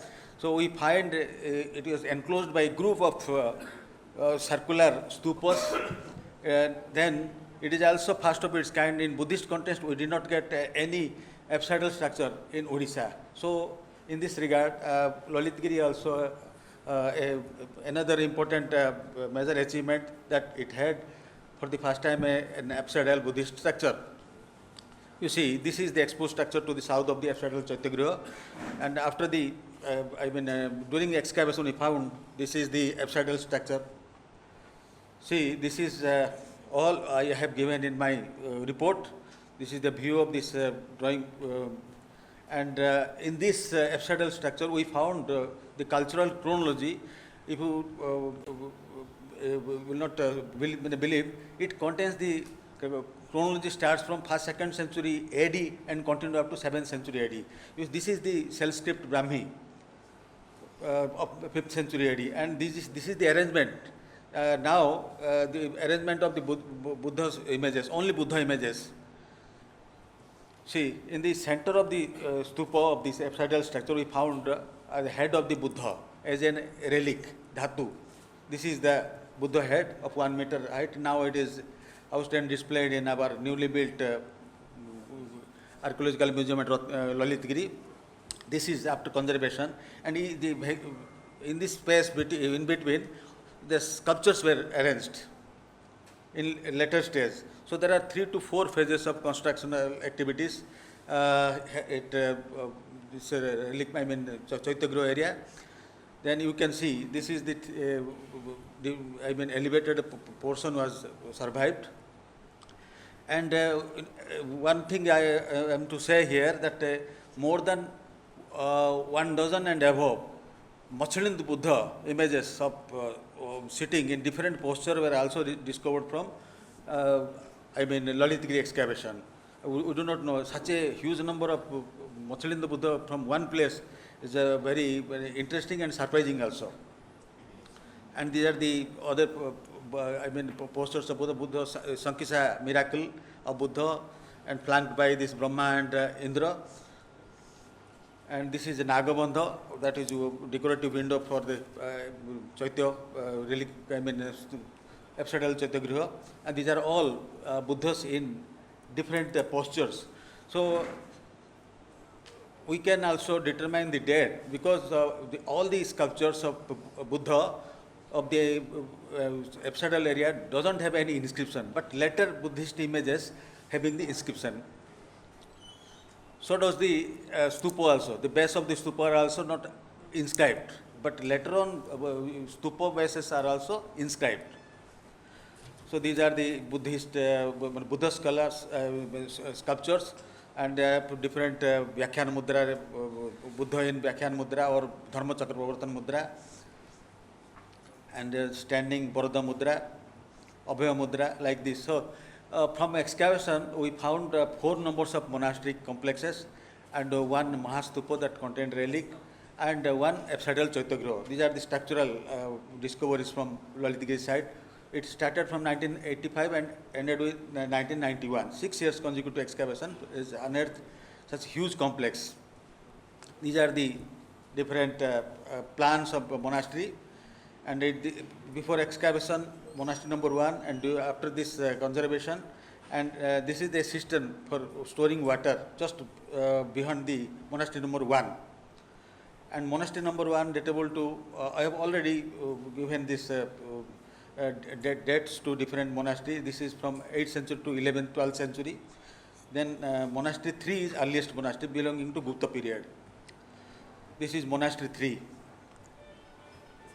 And its orientation is southeast direction. It is the earliest monastery because Professor Behera has also collected this Gupta gold coins here, and I have also collected red polished ware and black and red ware and many Puri Kushana coin on the surface. Likewise, so it is a very potent area so far as the Buddhist study is concerned. Then just in the back of this, besides this monastery number 3, there is a kitchen complex that is also very early in nature. And this is the one of the Buddha image inscribed belonging to 7th century AD, found from the debris from monastery number 3. And this is a seal, that is a matrix, seal matrix, Vinaya Putta. My friend Subrata Acharya is here. He can also decipher this thing. And this is Avalokita sculpture of white stone. So we have also collected a good number of sculptures and other minor antiquities, including Puri Kushana coin and this Gupta gold coin, and then a lot of seals and sealings, stone tablets. To prove that the Lalitgiri excavation was one of the earliest Buddhist sites, continuously from 1st century BC to 13th century AD. This is monastery number 4, and monastery number 1 and 4 were patronized by the Bhomo, local ruler Bhomokara dynasty, kings. Monastery number 4. Here we found monastery number 4 in the lowest level, we find one seal that is depicting name Chandraditya Vihara, and in this lowermost level we find another seal that depicts Chandra, Sri Chandra. So it is of 6th century, that fragmentary seal, and intact seal belongs to 10th century. So that is why we can conclude that monastery number 4 was initially a small monastery, but it was during the time of this Bhomokara it was enlarged. And out of 4 monasteries, 1 monastery is named as Sri Chandraditya Vihara. This is, I just mentioned about this Pupagiri. It's a dubious distinction, Pupagiri sealing. And other important objects are inscribed portraits. Inscribed on the basis of inscribed portraits found from different level, cultural level, we find that the site is also in each of the phases is a very prosperous, and it clearly provided a chronology. This is inscribed tablet that having this Hari mantra. These are all inscribed portraits. Inscribed portraits found from this 1st century BC to 10th, 11th century from different cultural level. See, these are the two folk deities of stone tablets, and this is terracotta Buddha image, fragmentary, and this is mother goddess sort of thing. Some say there is some the Hariti, and this is Ganapati, Ganesh, and this is some ring, finger ring, and these are the seals, and this is Samyut. Pardon, sir? Previous. Ganesh, sir. Sir, these are found, sir, but it is a minor scale, small one. There are 3 such images. One is Vishnu, one is Durga, another is Ganesh. How many hands? 2 hands, sir. 2 hands. The Samyutpada Sutra of Kutilo character of 10th century. This is the inscribed and this is the earliest inscription so far Kushana Brahmi is concerned, and it was also deciphered by K.V. Ramesh. We can see, sir, that Kushana Brahmi inscription datable to 1st, 2nd century AD, and these are the Puri Kushana coins found from the monastery number 3. These are, we have 65 number of such Puri Kushana copper coin hoard from Lalitgiri.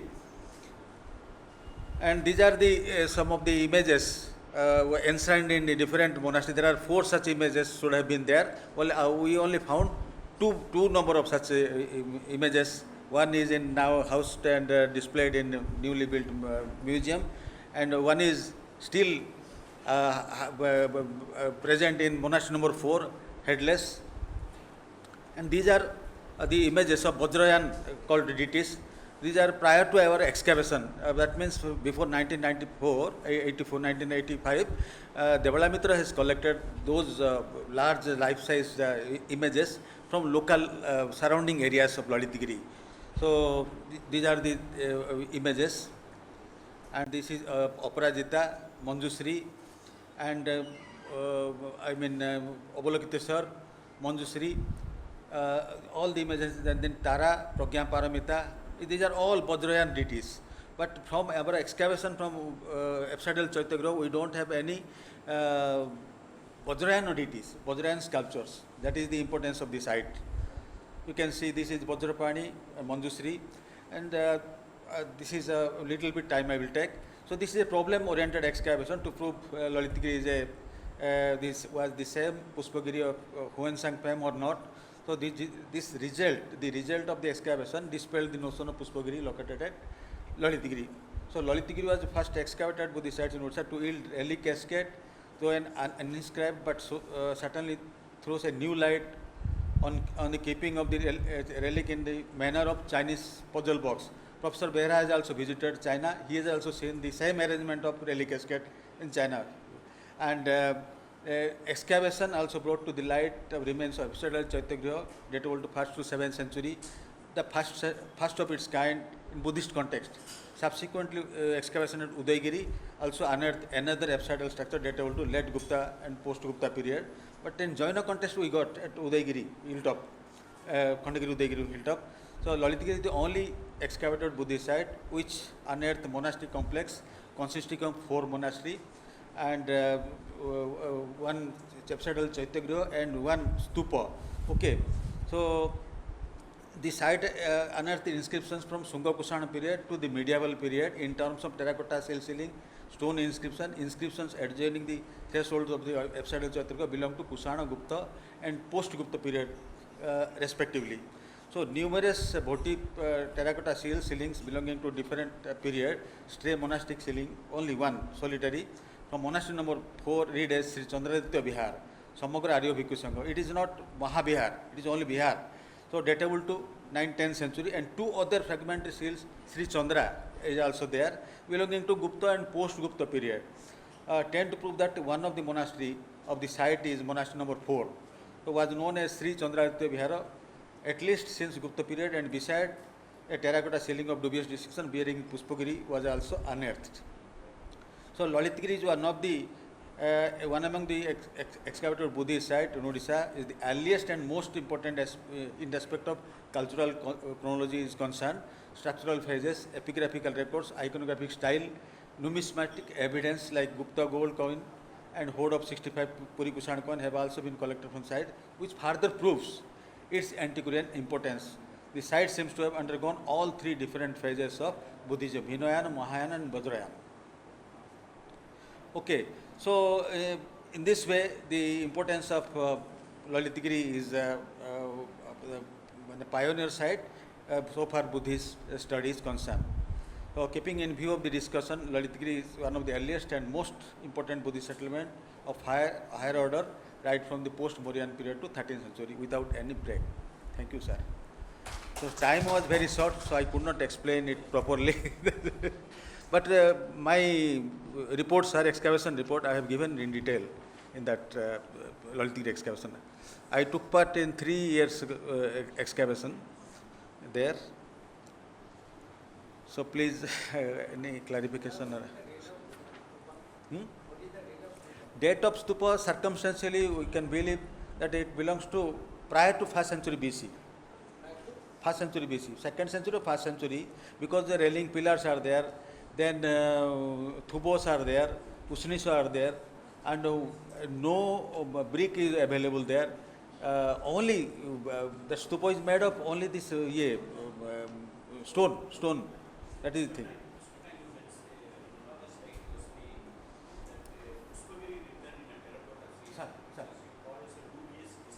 Yeah. Sir, actually, I have consulted Snigdha Tripathi. He could not read it out. But I showed Dr. Chawla when it showed to somebody. He was maybe Pufagiri or may not be like that. So that is why, sir, I am calling it a dubious distinction. Yeah. Sir, whenever, sir, excavation is conducted, a hoard of ceilings are found, sir, generally, particularly everywhere in India. Even in Madhavapur Mahavihar, Udaygiri, we also got the same thing. Singaprastha Mahavihar, we have got more than 150 seals. At Ratnagiri also 180 number of seals. So here, why not only one seal? That also we depicted by Sri Chandraaditya Vihar. That means only it names, it is applicable to only one monastery. So entire Lalitigiri cannot be called as Chandraaditya Vihara. As other, historians they are writing like that. See, that in Ratnagiri we have that Ashtama Dara related to that thing. But besides Ratnagiri, why don't we have those kind of things in Lalitigiri also? What could be the... There is a major Ashtama. That is Ratnagiri. These are also from Lalitigiri. These are the Indian collected in the 30s. Yes, sir. That's it. Yes. Sir, number one, sir, that was a Bajrayan deity, and it was found in the periphery of Lalitigiri. Yes, sir. I know, sir. But it was not found from excavation. Sir. Thank you, sir.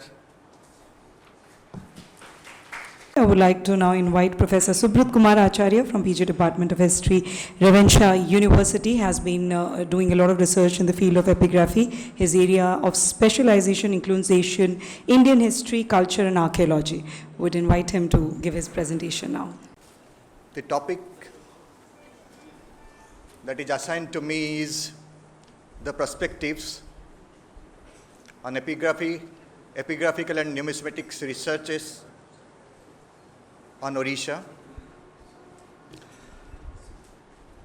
Unlike other presentations, I do not have a PowerPoint presentation, and I also should not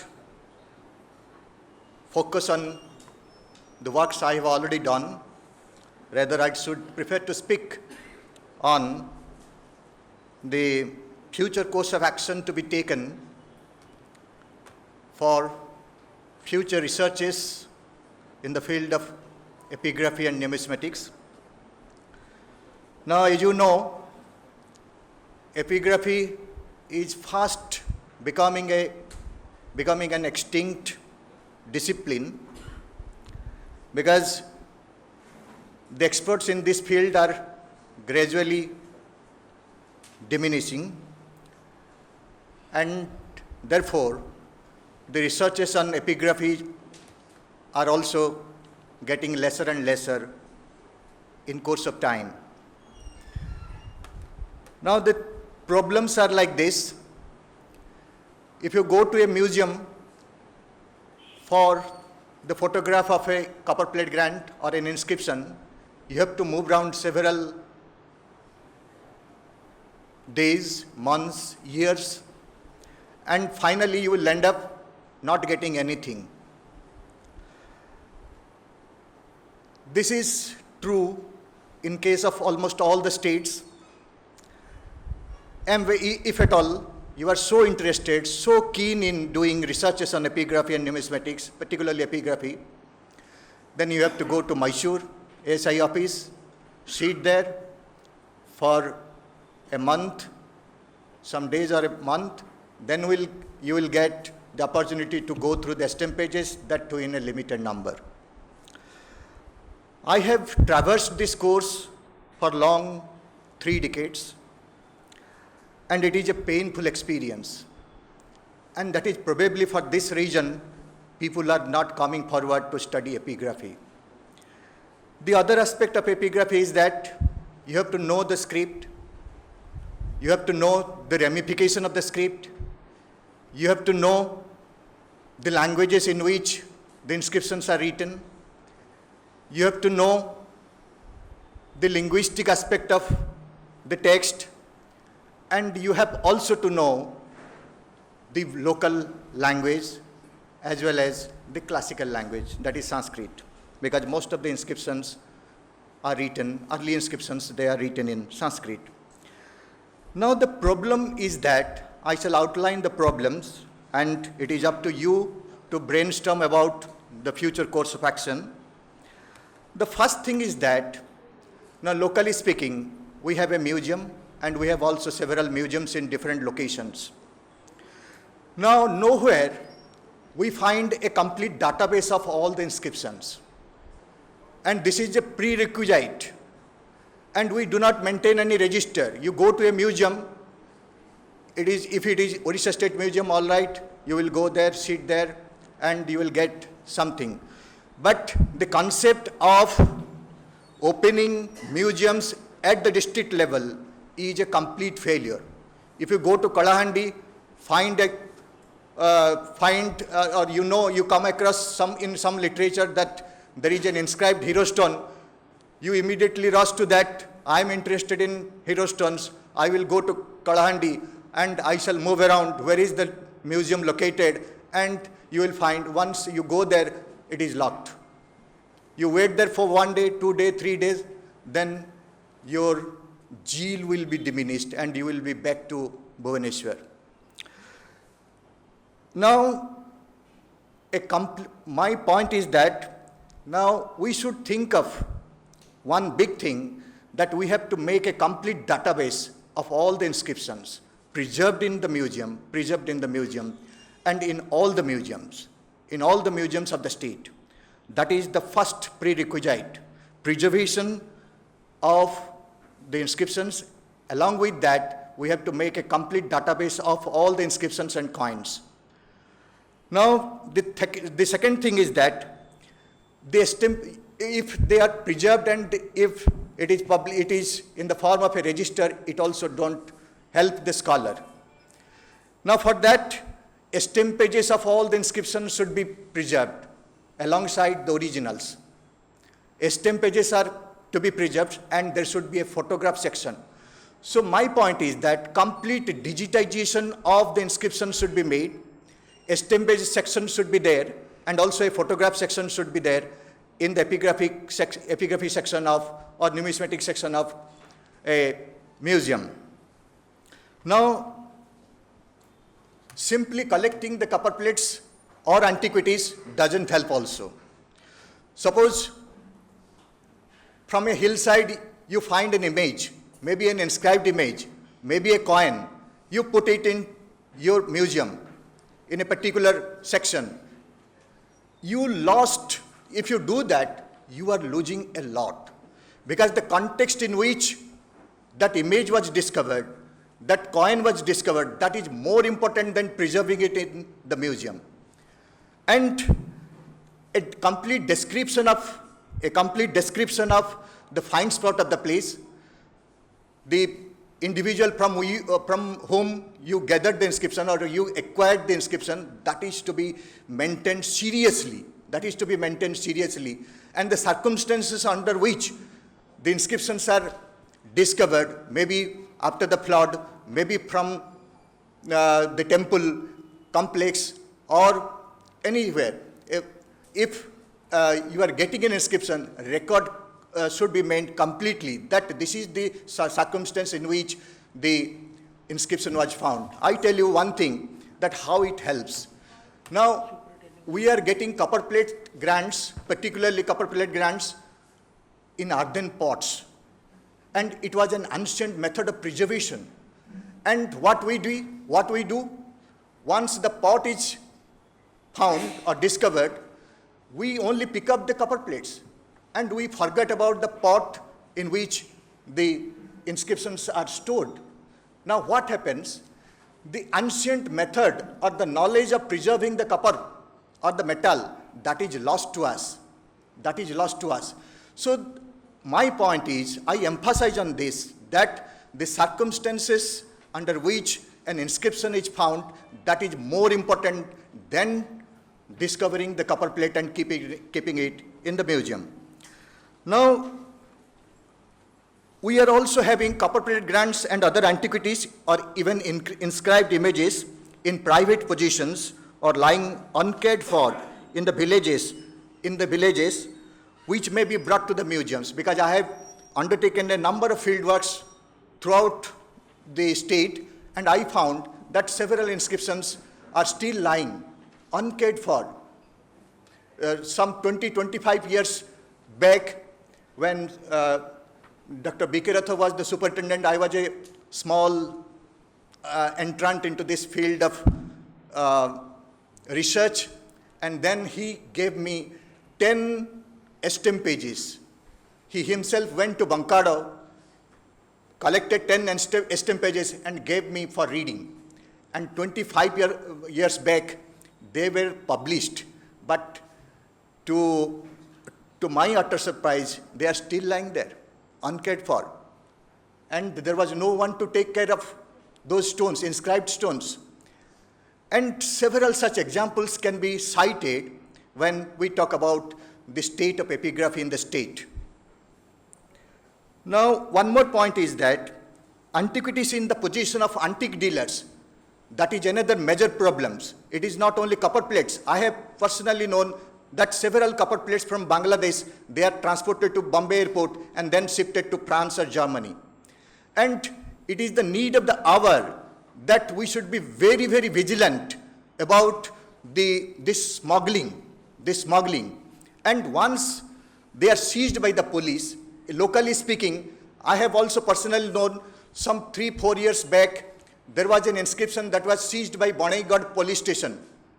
I tried to collect the photographs of them, but I failed. And it may be still there, or may not be there, or it might have been missed. And all such antiquities should be brought to the notice of the museum, and museum should at least get a copy of that, a stamp page of that, photograph of that, even if the original is, or original may be kept in the police station or in judicial custody. So we are not taking care, at least the government should come forward and take up such initiatives so that whatever is written in the inscription may not be lost to posterity, but could be retrieved from, or by reading, and they could be useful, suitably useful by the historians. That is one more thing that is to be probed into. And a team of experts in different fields should visit. Some scholars have already cited out that Indian diaspora is still there. Racially, some people in Southeast Asia, they are also linked with the eastern coast of India, people of the eastern coast of India. And we have found that a number of inscriptions, Sanskrit inscriptions are there. We are talking about the Gotras, the Prabharas, the Sakhas of the Brahmanas who were figured in the inscriptions of Southeast Asia. And we have also found that the script also moved to Southeast Asia. And there is also a debate that is going on. Which part of India has the largest contribution in Southeast Asian countries like Indonesia, Cambodia, Vietnam, etc.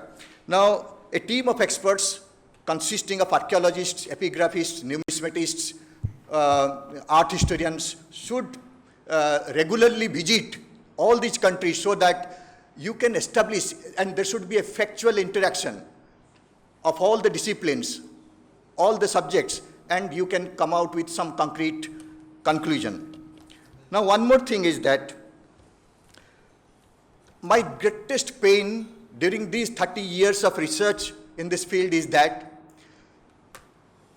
getting the inscriptions of Jayavijay doorway in Bhubaneswar, in the Jagannath temple at Puri. Now you know that 12 inscriptions are written on the door jamb of Jagannath temple at Puri. And for the past 30 years, I have been trying.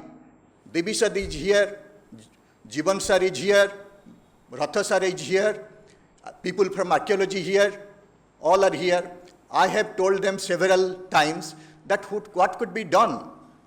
And it is, I feel very bad when I express this to this august audience, that we are not able to copy the inscriptions after so many years.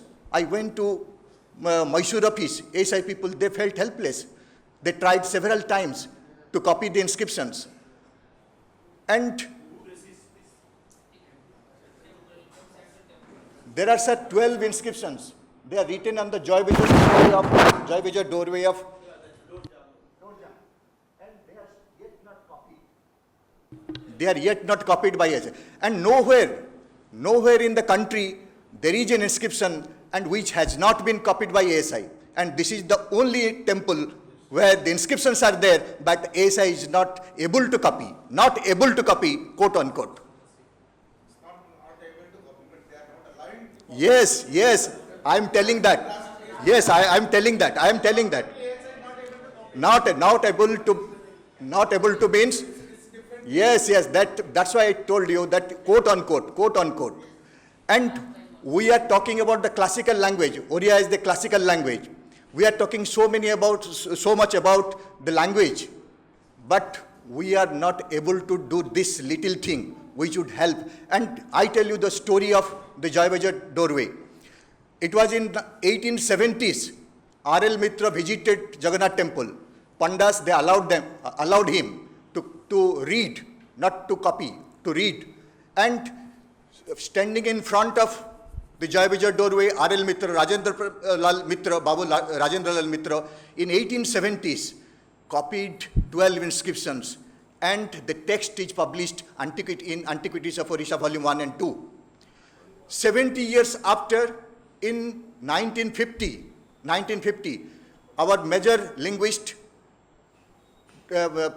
Tripathi, Kunja Bihari Tripathi, made an attempt to copy the inscription, to take fresh photographs of the Jayavijay doorway. And the then Chief Minister was very kind enough to allow him to go to Jagannath temple to copy the inscriptions. But K.B. Tripathi was doing research in University of London. He was not doing here in Utkal University or anywhere. And he took all the inscriptions, all the photographs to London, and they were processed, developed, and Dr. Tripathi submitted his thesis there, and he came back without having that. And if an Oriya find now, will find, to get or procure that stampages or photographs, you have to go to London, and people in Jagannath temple, they won't allow you to enter into that. It is available, sir. My humble submission is that as soon as possible, the government of Odisha, you as the former commissioner, should write to the government, should impress upon I have taken several steps to write to the Puri temple administrator. Which university, sir? Which university?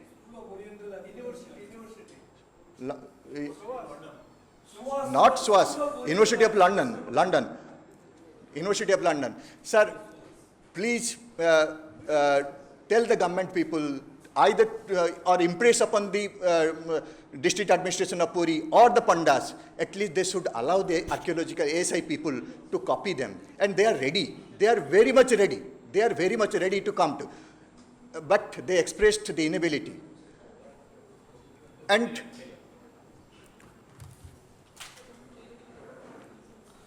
one more thing regarding coins, our museums have preserved several hoards. Hoards from Sonpur, hoards from Asurgarh, hoards from Nadla, hoards from Tarbha.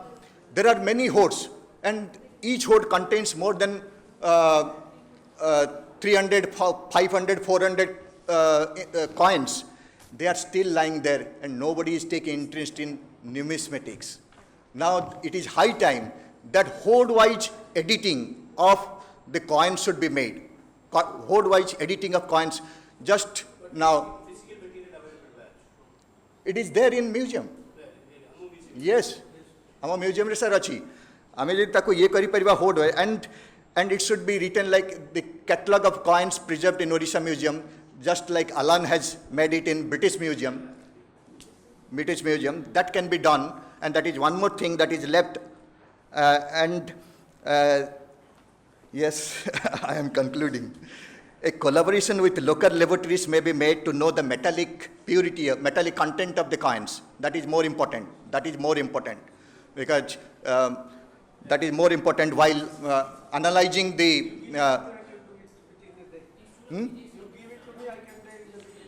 No, I don't have the coin. There are a number of examples.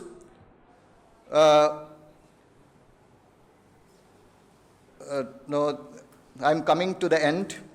The findings, whether in the field of archaeology, epigraphy, numismatics, temple art, etc., should be published regularly, because someone has already pointed out that there is no regular magazine, regular journal, standard journal, because in all the states, most of the states, Sir has already pointed out, people are contributing very good articles and they are properly edited. That is more important, properly edited. Not like that you send an article and it will be published and within a month it will come out. No, you take 1 year time, get the publications, best publications in all the fields, art history, archaeology, epigraphy, numismatics, early historic, any aspect, and you get it published. And then only we can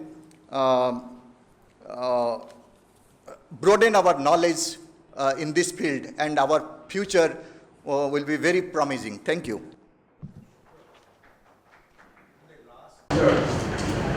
Technical expert committee of the geography during last year in 2008. I had raised this Joy inscription matter, saying that they need to be cleaned, then estampages and photographs need to be taken. And they have agreed to intimate the epigraphic branch well before Ratha Yatra, so that they come during that time and do the reading. Yes, thank you. That will be agreed. Okay, thank you very much for some of the tools you gave me. We will certainly incorporate it and we will make a good agenda.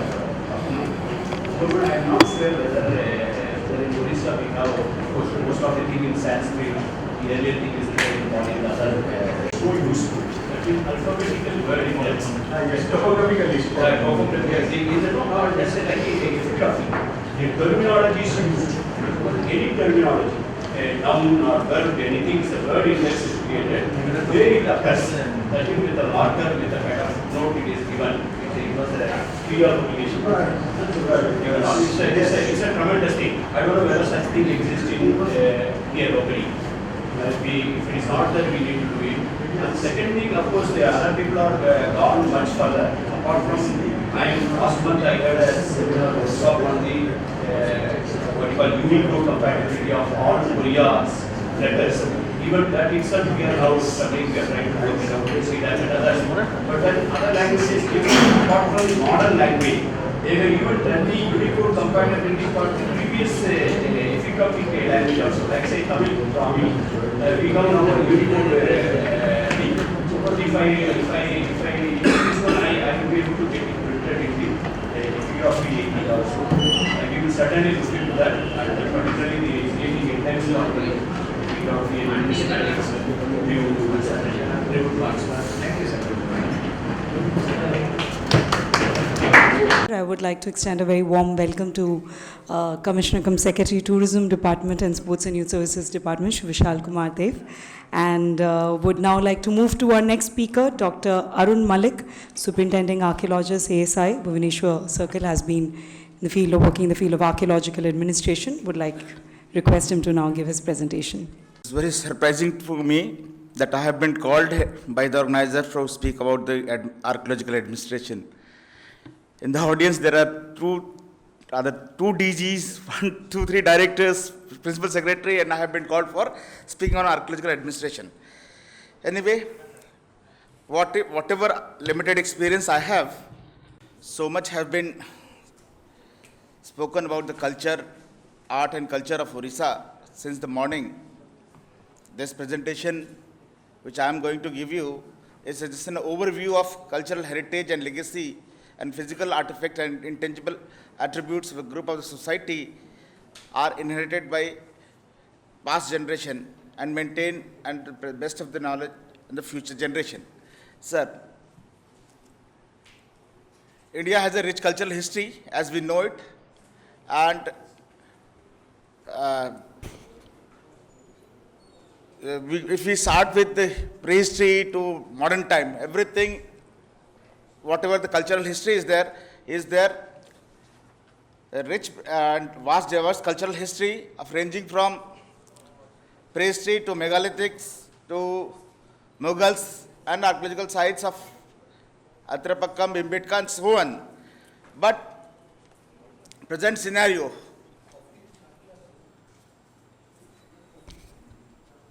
there are 3,693 monuments and sites which are protected by Archaeological Survey of India, and about the same number have been protected by state archaeology. But there are so much of built heritage and sites are unprotected in the country.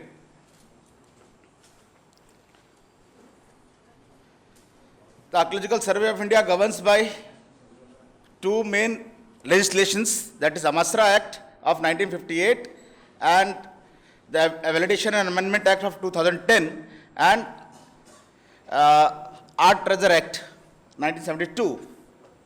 The challenges for safeguarding the cultural heritage is of rapid urbanization, industrialization, developmental works, agricultural activities, natural disaster and threat from the extremist groups. I am showing you some pictures where the urbanization has taken over the built heritage of India. This is one of the Coast Minar and Char Minar, which you can see how the modern structures, modern roadways has been come up around these structures and taken away the breathing space of the old monuments. Industrialization effect, one of such monument of Sasai Vishnu in Ongul district of Odisha is in the complex of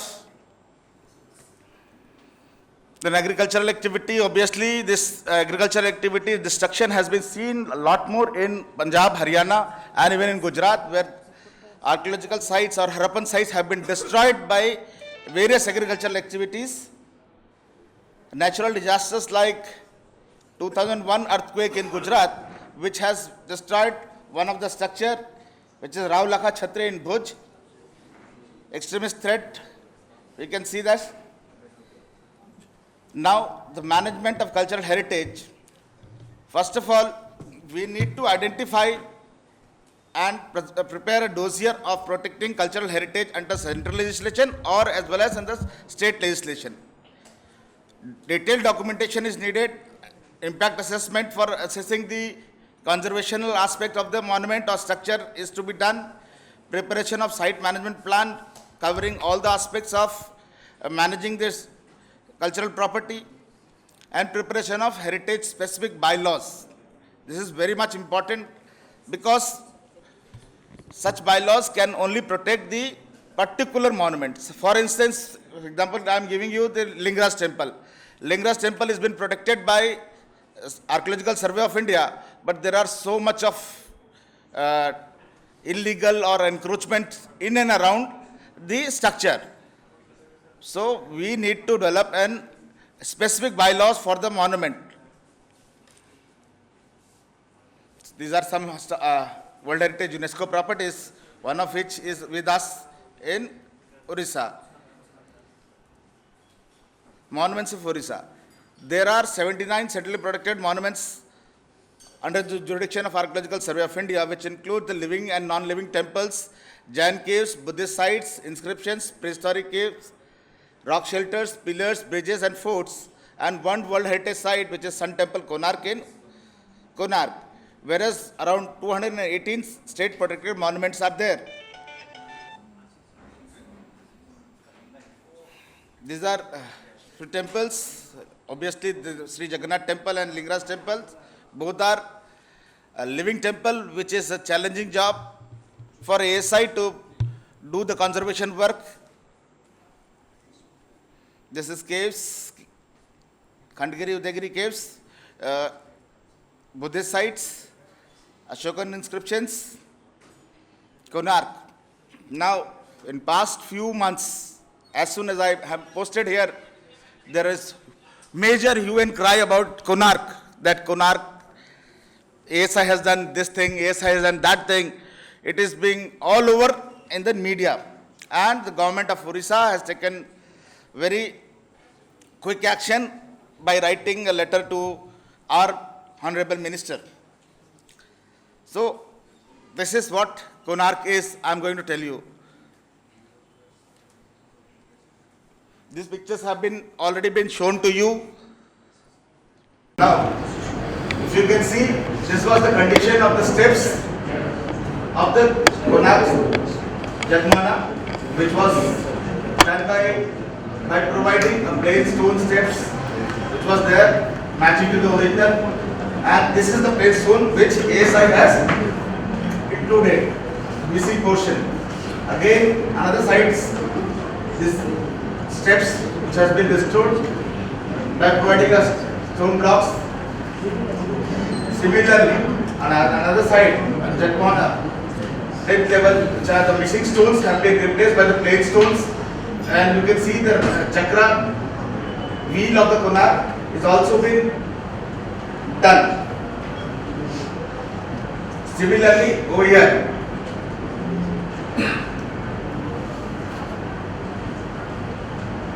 now you can see the lateral view of the staircase leading to the platform of Jagmana, which has been done like this by providing missing stones. Now it is very clear over here where the chakra, the wheel, is missing, and we have provided only the missing portion with the help of plain stones. ASI has never taken out any stone whatsoever from this structure, whereas we have provided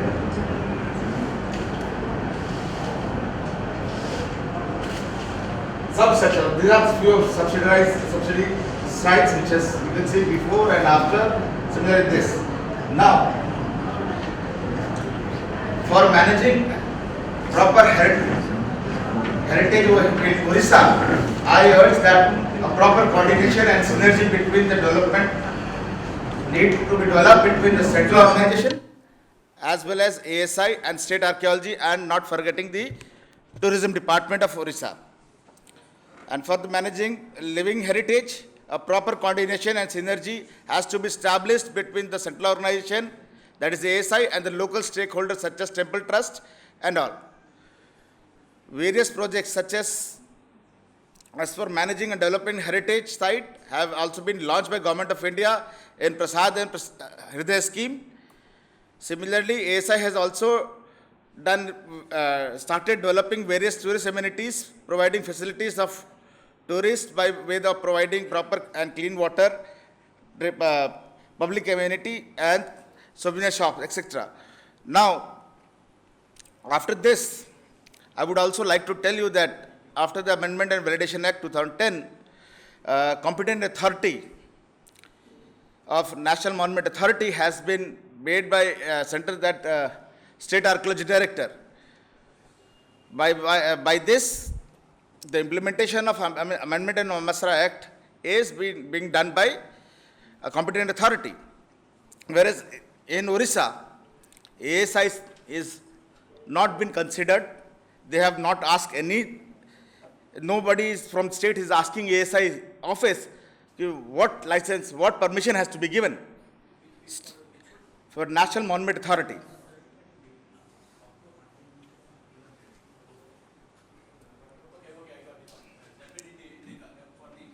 Permission purposes.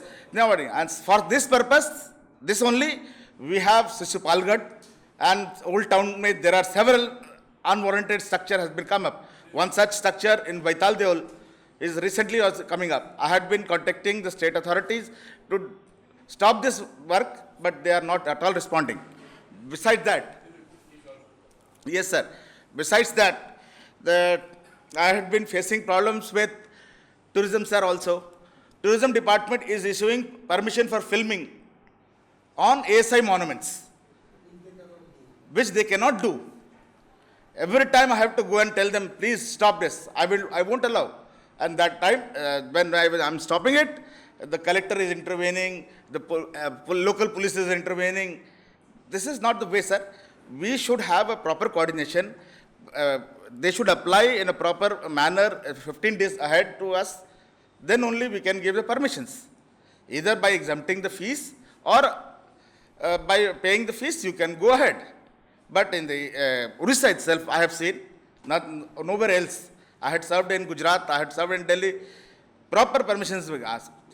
Here in Odisha, permission has been issued by collector, permission has been issued by tourist department, permission has been issued by state archaeology, and no law and order situation is being there. So I request you, sir, to kindly include all those things, and wherever necessary, we all 4 departments, tourism, state archaeology, national monument authorities, and Archaeological Survey of India, can sit together and check out the plans, how to go ahead. Thank you, sir. Let me keep certain things in perspective. Sir. Everybody is aware that Konark was once even unknown. Not only unknown Konark, the Konark itself was not known. That means centuries back. So then in 1903 or 02, Bikirath 1903, when did we have that 100 years of Konark celebration? 203. Yes. Yeah. 2003 or 2000? No. 4 I left for a thing. 2003, he was here. At that time I was Tourism and Culture Secretary. While going through the records, I came across 1903 was the year where formally this conservation was done, and a visit by from Calcutta and RDC collector getting involved. We took initiative to celebrate the 100 years of Konark and got a stamp issued by the Government of India. And then we even brought 15 language poets from all over the country, did a poetic symposium on Konark. Satyamurthy was here, he is aware of it, because Konark is everybody's heritage. That means, I am noticing that when it comes to the archaeological inheritance, the departmentalism should not come into the being. It belongs to everybody. What we notice is that certain amount of compartmentalism. Suppose that you remember that before my retirement, I had a meeting in the minister's room. You had come for during that controversy and other thing. That time also I voiced the same issue. That means people they are not having access to the full information. People have off information, not understood properly. Like say, what is the exact position regarding restoring? Suppose that when you say that some affected portions have been restored without any ornament, that means ornate work, only the stone has been packed. Somebody else says that there is a provision that you not only pack it up, the similar work can be done. So which one is true? That means people need to know. That's I think, that's what I am aware that you can clarify. Let me tell you, I am playing the role of conveying certain apprehensions in the mind of the people. Take for example, I've been to in Cambodia and Angkor Wat, where ASI has taken the responsibility and restored some aspects in Cambodia. So their restoration also has been done, the ornate work also has been done. But then the other day I was with Mr. Mitra, GC Mitra. During my last visit to Odisha about 20 days back, I attended a meeting with him. And he was telling me that, I'm not sure, you people have to clarify, that the work can be using the same material, even that ornate work, because otherwise, after some time, in Konark, you will only find the stone-packed structure. You will not find the beauty of Konark. The position may be correct or wrong, and this is the questions in the normal. Even the well-informed people are having this question. The common man, you can understand. Second thing, the heritage, right to heritage, I'll tell you, we feel touchy. Suppose, for example, what is happening in TN also. You must be knowing the controversy related to the Kiladi thing and the transfer associate matter has gone up to High Court and all. So that means people are very touchy about it. The Konark, they would like to feel the ownership of it. So that means it is both way it works. Both the ASI should not think that it is a Konark is in my control, then the Konark belongs to me. Then the local people should not think that it is in Odisha, then I have no control, then I can do whatever it is. So ultimately it belongs to all of us. I have a feeling that was, we were just talking that we need to really work with an open mind to create I tell you, we never felt like a... That's what I'm telling you. No, like for number one. Number two, in the early 2000 when Satyamurthy was here, even now the problem continues, the waterlogging in Konark. In the waterlogging in Konark, let me tell you, we got questions raised in Parliament in 2000. As a tourism secretary, it is my duty also. Because that the matter was raised in Parliament, why the waterlog is there. I had gone that Komal Anand was the DG ASI, Satyamurthy was here. Even we suspected that, Bikiratha also know that we suspected that the ground level has not been reached. The excavation fully not exposed to the original drainage level. Technically, it may be safe or not safe to expose, but the fact remains that the Konark is now getting exposed to the drainage problem during every flood. So what is the solution for it? So then even without knowing the technical knowledge, people think that nobody cares for it. Then after some time, Konark will go away. So there is it works both way. There's a lot of question remains to be answered. A close coordination needed. That's what I want to say. Close coordination is needed, and whatever apprehensions Yeah. raised by public or the so-called Malik, I'll tell you, it is natural. See, what I'm trying to underline to you, we need not have a contempt for anybody. See, they are not expert. They are not expected to be expert. But he has got a ownership. See, every Oriya man will feel that Konark belongs to him.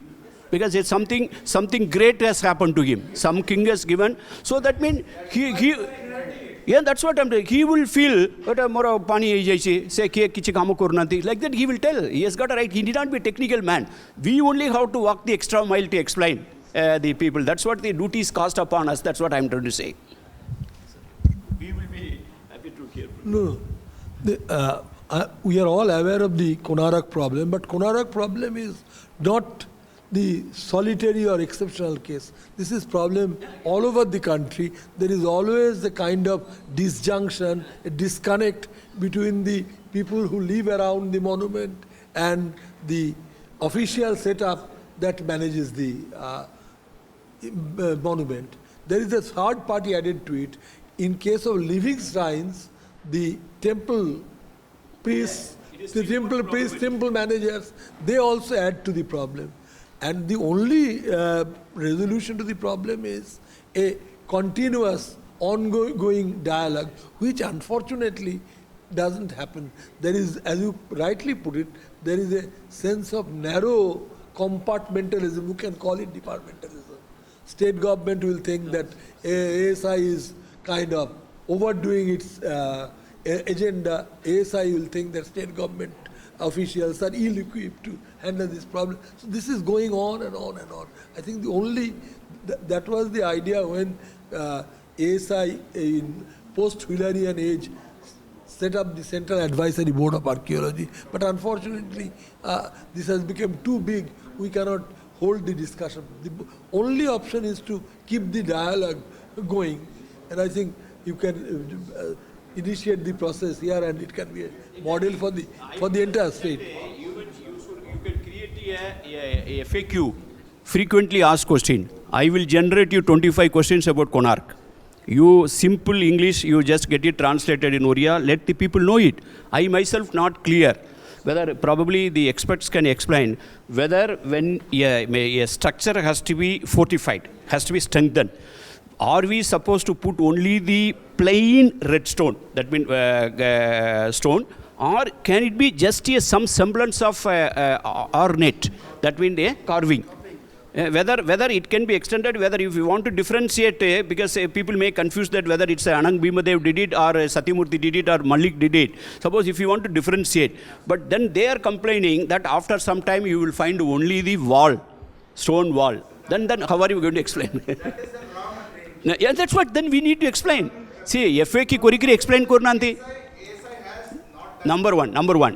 Number two question that people are asking, suppose when I went to Konark, then whether it is a old or thing, there is something called visual impact. Suppose it's a perennially that, what you call scaffolding. The scaffolding is the permanent visual of the Konark for last 25 years. That is not the Konark I want to see. See, I'll tell you, when I came to Odisha in 1984, the Jagannath Mandir, which I saw as a white pagoda, today after it's being removed, it looks so great. It looks so great. But then, but somebody in their wisdom, in the earlier times, whatever the applicants said, maybe he painted it. So right now, the scaffolding for last 25 years or 20 years, and people are complaining. You need to, actually, that's what I'm telling.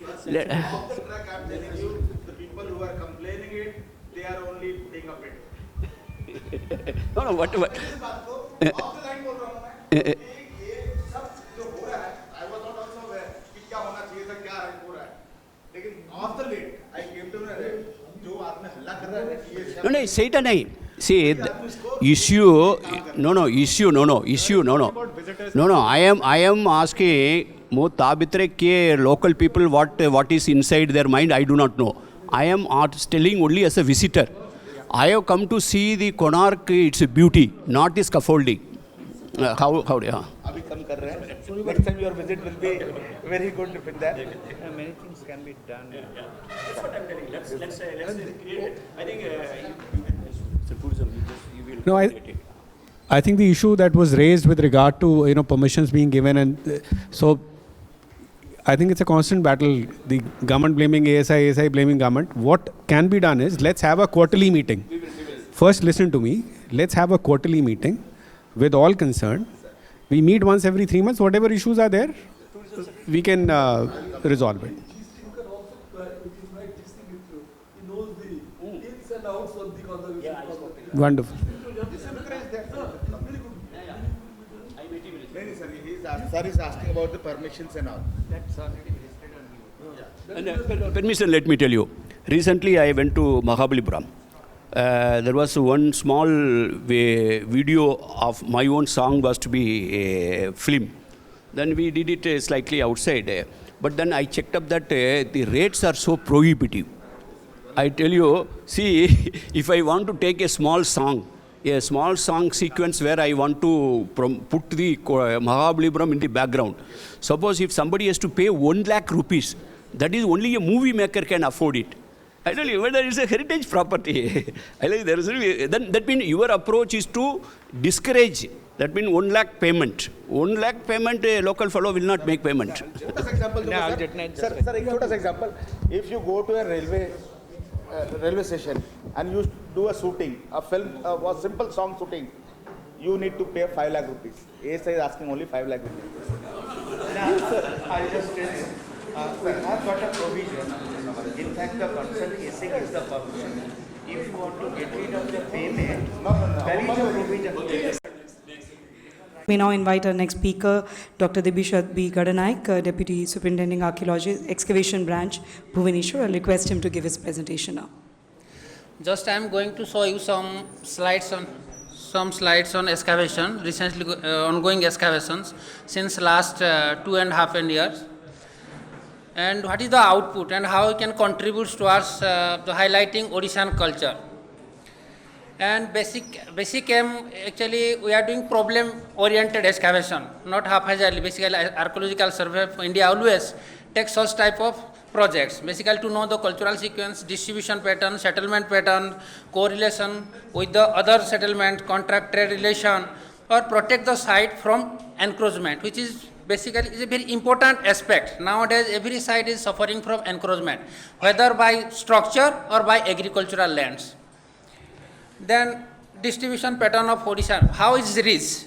Already is mentioned, we have prehistoric site, fort and fortification, epigraphical records, rock cut caves, rock cut sculpture, rock paintings, rock shelters, monolithic pillars, Buddhist establishments, temples, tanks, ancient bridges. So they are diverse in nature. Our heritage are diverse in nature.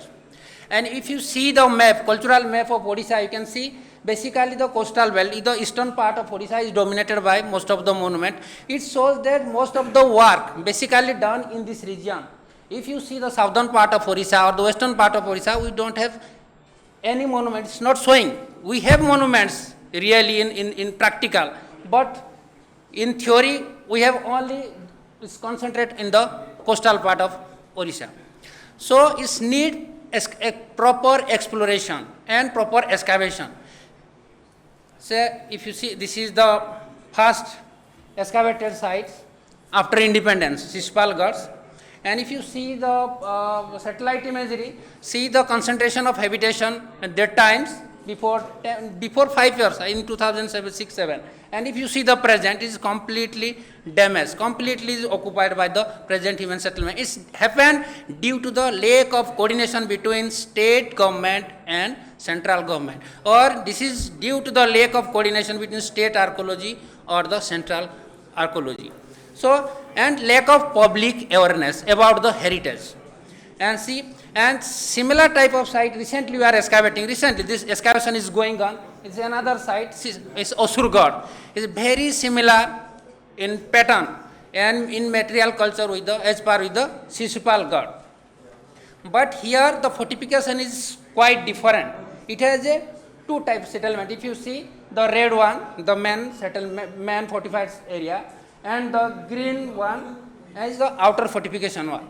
And recent actually, and two type of maybe citadel and lower town concept, such type of concept maybe is there. And this is the contour map of Osurgarh. This is recent ongoing excavation of Osurgarh fort.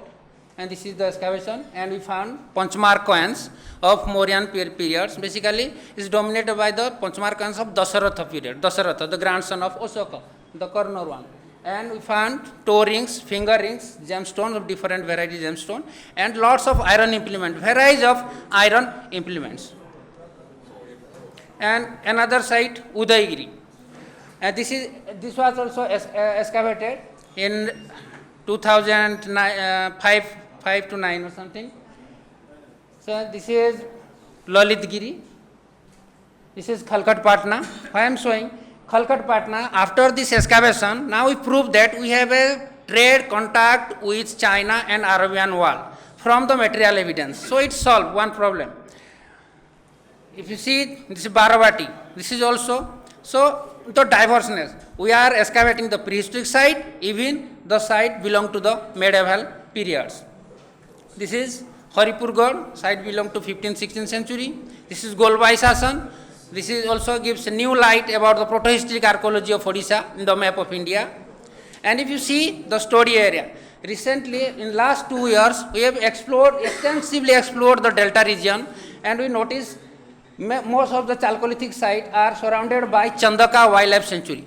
And except this Chandaka wildlife sanctuary is a storehouse of rock shelters having rock paintings and engravings. So before we have thought that maybe the highland people have relation with the lowland people or river valley peoples. But now we can say that they must have simultaneously growing. These two type of culture was growing in Odisha. And very rich. This coastal belt is very rich in prehistoric culture. And this is Bharatihuda. This last year we excavated.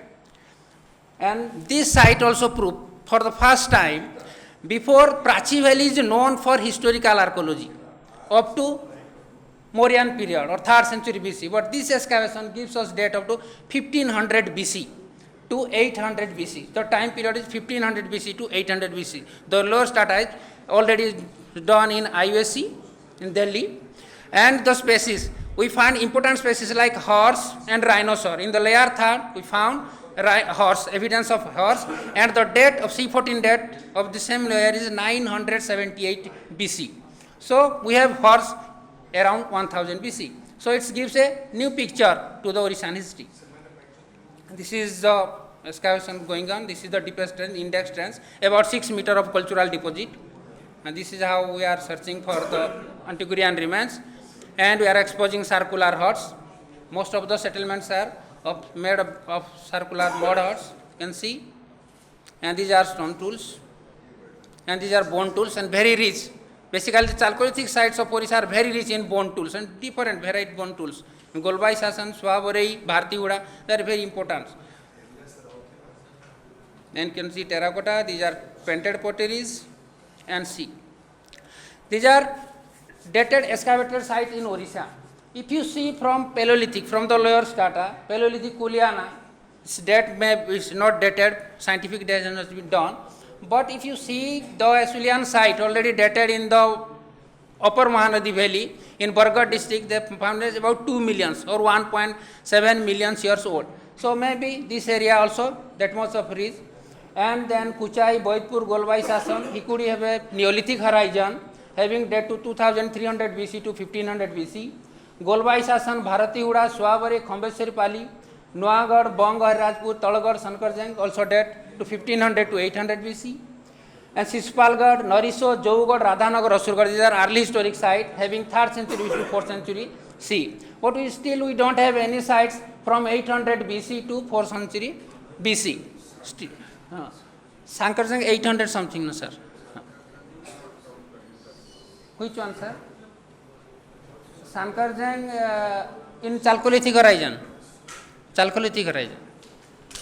Then Buddhist site, basically from post-Mauryan period to 13th century AD, like Lalitgiri, Langudi, Udayagiri, Jhadiamba. Last year we have scattered the Jhadiamba site. Basically that is 2nd century BC to 2nd century AD. And Khalkhat Patna, 12th century, 13th century AD, which gives picture about the trade relation of Orissa people with the Arabian Wall and China. Then Baravati Chaudhar about a royal establishment, and Harirajpur, also a different type of Haripurgarh. And see, not only we excavate, we also give training to the students of different university. Last year we gave training to the Cotton University of Guwahati, Utkal University, and Calcutta University, and students from Institute of Archaeology visited the site and get knowledge from the site. And we also take experts to analysis, like we take S.B. Ota, the help of Professor S.B. Ota, Dr. S.B. Ota, for analyzing the stone tools. And we also take the help of geologists to identify our stone objects. And we use the Institute of Physics for EDX and XRD. And you can see this is a XRD we are done from the copper metals. And we are also using Inter-University Oscillator Center Delhi for AMS dating of our sites. And they give free hands, no money. They also give us travel expense, food, everything. And need of the time for restructuring our state archaeology. Actually, in Odisha is very rich in heritage, basically in archaeological, there is no doubt. But we need improvement of infrastructure. We don't have infrastructure like manpower. We don't have archaeologists, proper archaeologists, anthropologists, epigraphists, surveyor, trained photographers, draftsmen or lab assistants. We don't have all these things in our state archaeology, which need to be reformed and strengthened. And also whenever we are going for exploration, excavation, we need to interpret it, application of interdisciplinary approach in the field, basically in the holistic approach. And combine concept of cultural history, processualism and post-processualism to understanding our past, because we have diverse cultural groups or distribution pattern in Odisha, which needs proper and development of policy and program. We don't have proper policies. We state board only 1956 are there, but it's not implemented properly. So we have to develop the policy and program for the future to strengthen our Odishan archaeology. Then also there must be some urban and rural planning. In rural area like Osurgod now occupied by 25 villages, 25 houses, increasing day by day. Maybe after 10 years, it has the same fate like Shishpalgarh. So we should protect by framing the policies. And thank you. Let's join us preserving our cultural heritage in harmony with each other. Thank you.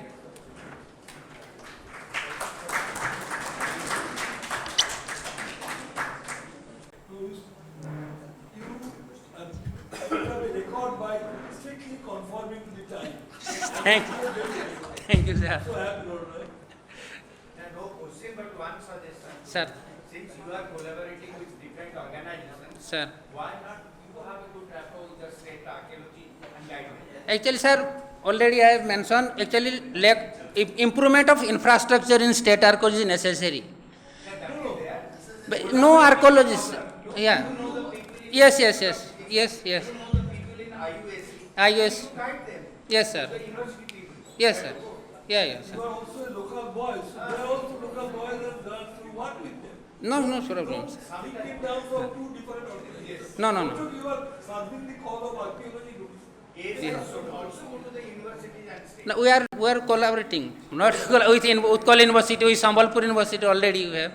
The students are going to training, and also there are a lot of like BSIP. Only we need to collaboration with them. No need MOU. Collaboration. Yes, yes, sir. Yes, sir.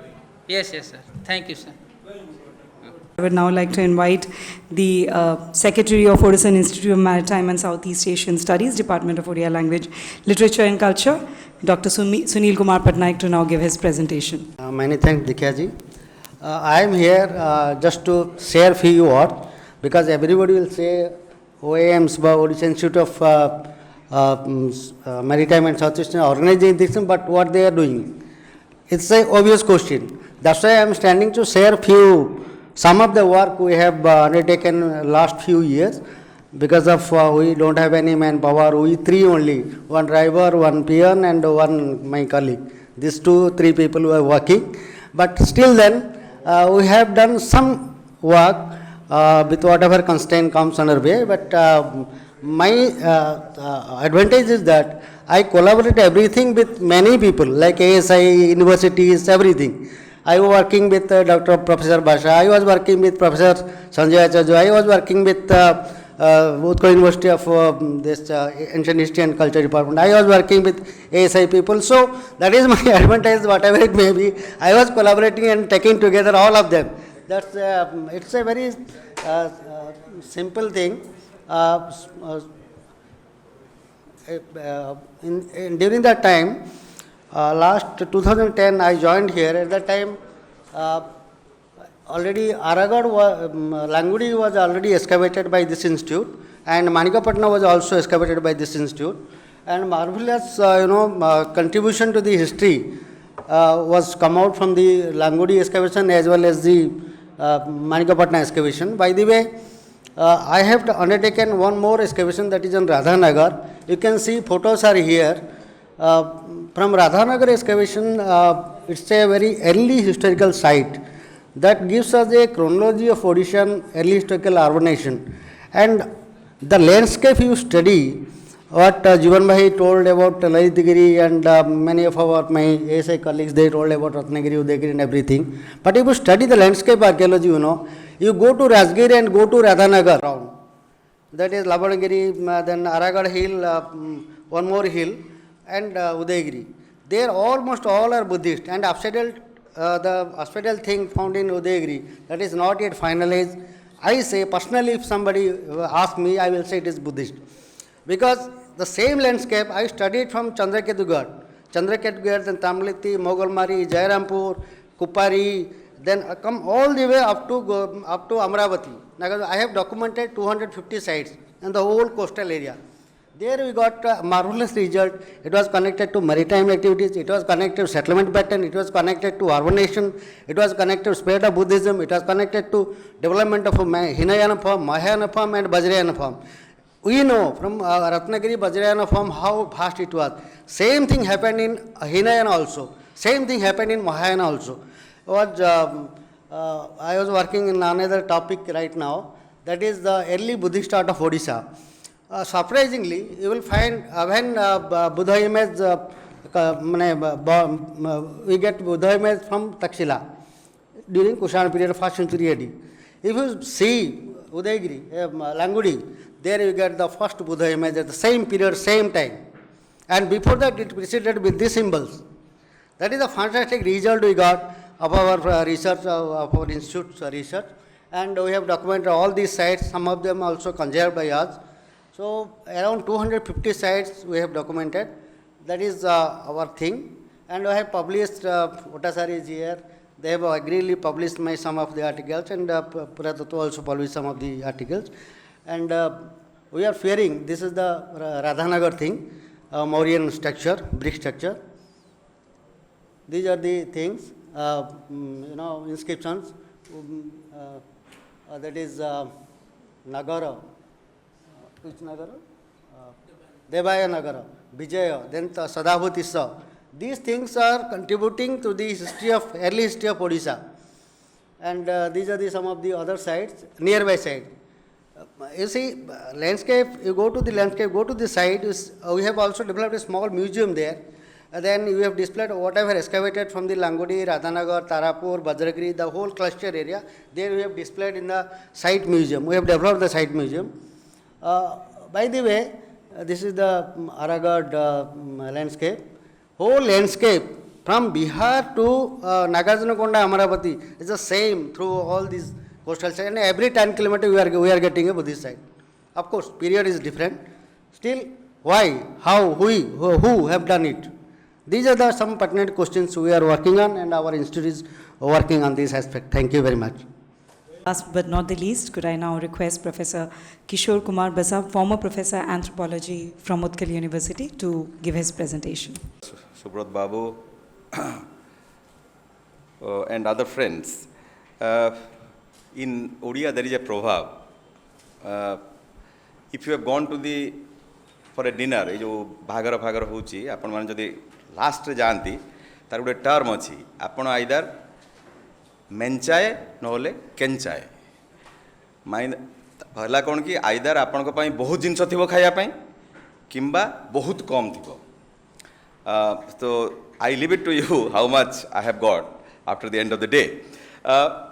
Having said that, it's a great pleasure, and I must congratulate the Odishan Institute of Maritime and Southeast Asian Studies for having thought of, I must say, having thought of convening such a brainstorming session. I think there cannot be a more suitable purpose, because archaeology was happening, is happening, will happen. But I think it is high time that in an age of 21st century, when heritage is becoming a big industry in the international sphere, how do we plan not merely to reconstruct our heritage, not merely how to manage our heritage, but also how to, I wouldn't use the term sell, how I would say, how do we project our heritage? So, keeping these perspectives in mind, I think this workshop or seminar has been convened, rightly so, and I'm more than happy that although I missed Dr. Rothos and a few my friends, Dr. Gautam Sengupta's lecture because of obvious reason, but I think I have heard most of you people. What I will do today, I'll really rush through. I don't have any slide, so you are relieved in that sense. What I will do is, depending on my experience of last 30 years of working in the state, academically, what are the issues in terms of research in archaeology? That is number one. Number two, what is the organizational structure that we should think of to promote the cause of archaeology? And to the end, I would say that we need the cooperation of one and all to promote the cause of Odishan archaeology. Now let me start. I think in terms of Paleolithic research, as has been rightly said by Professor Shanti Papu, that Kuliona was the first Paleolithic site to be excavated in India. Very few people know that. She has rightly pointed out that. But it is also dated by my friend Subrata Chakraborty also to the early Pleistocene because of the foraminifera evidences. Santipapu has become internationally famous because of our excavation at Atirappakam. So also Mr. Ota is here. His work also in Tikoda in Madhya Pradesh also has brought the antiquity of Vesuvian to, I think, more than 1 million years.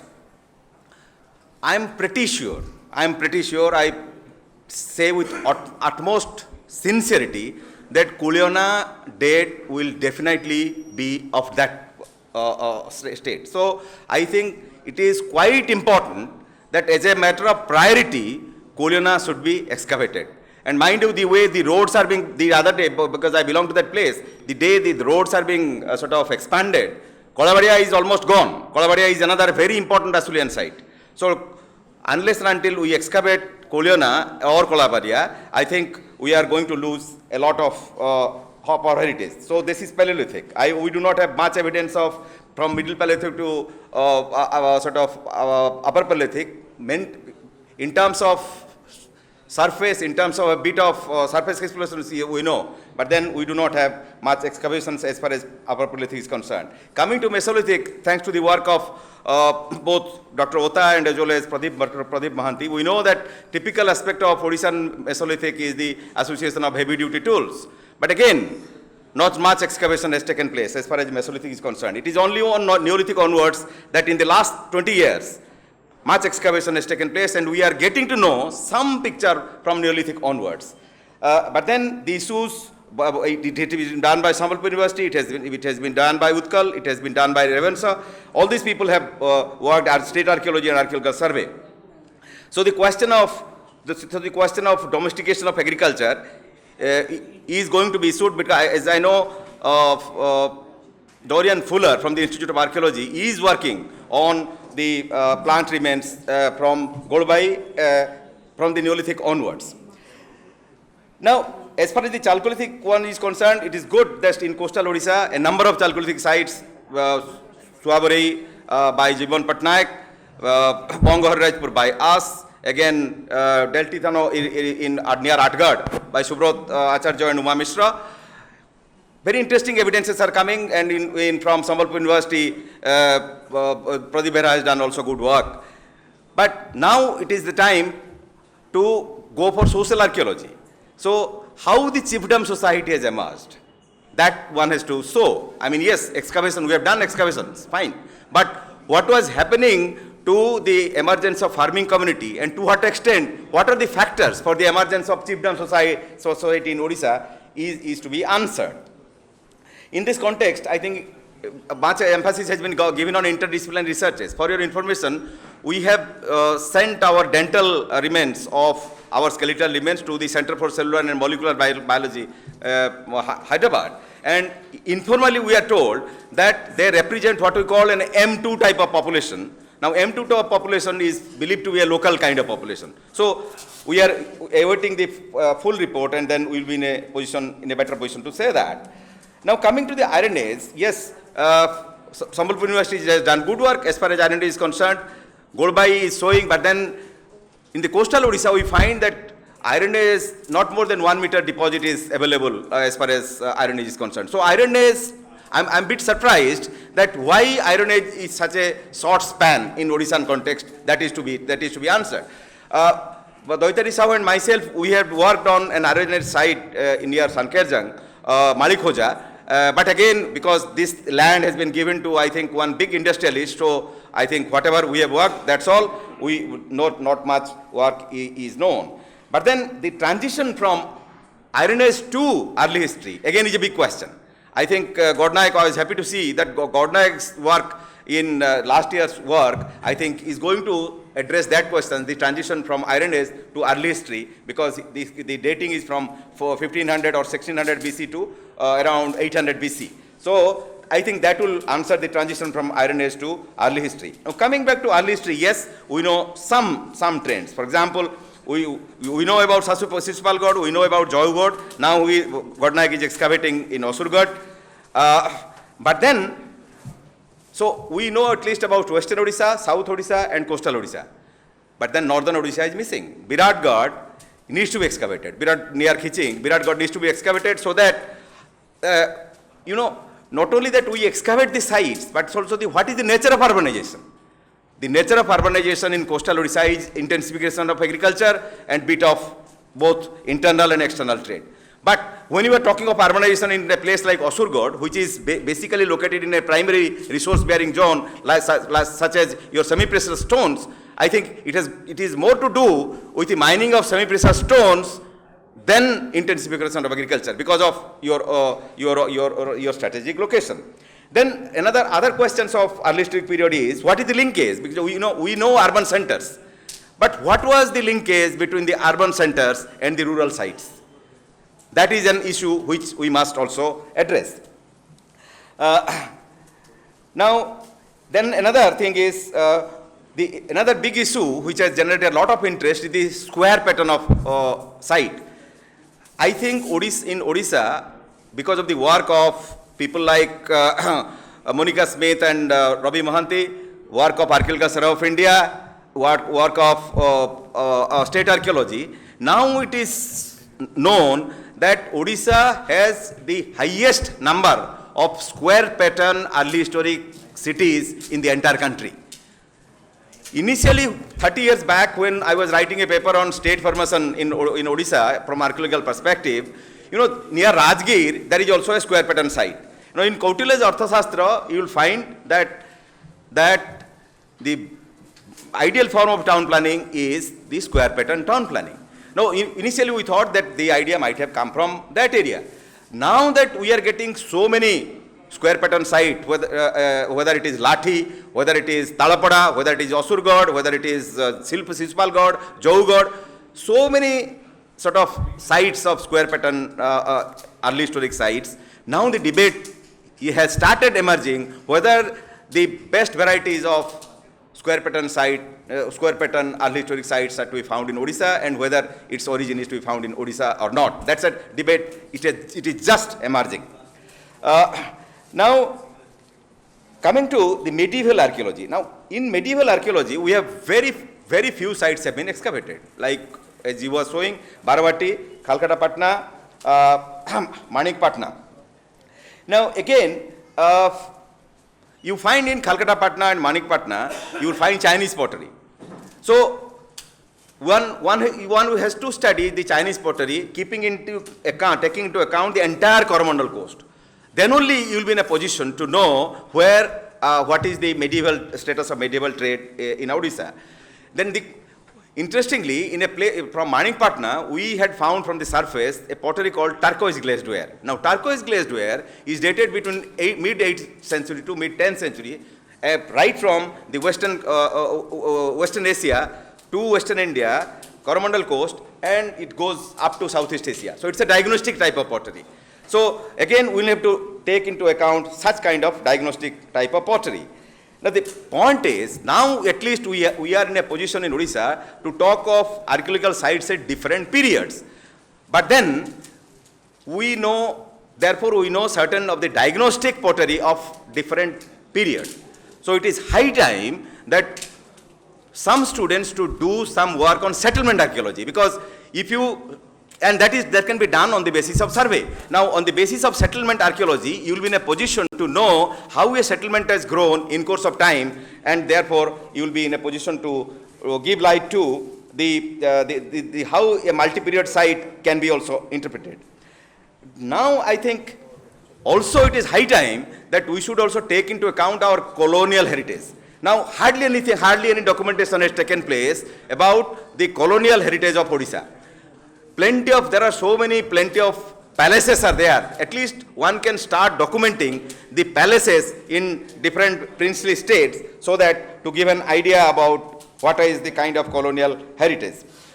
In terms of maritime archaeology, I think our friend Sila Tripathi had already pointed out.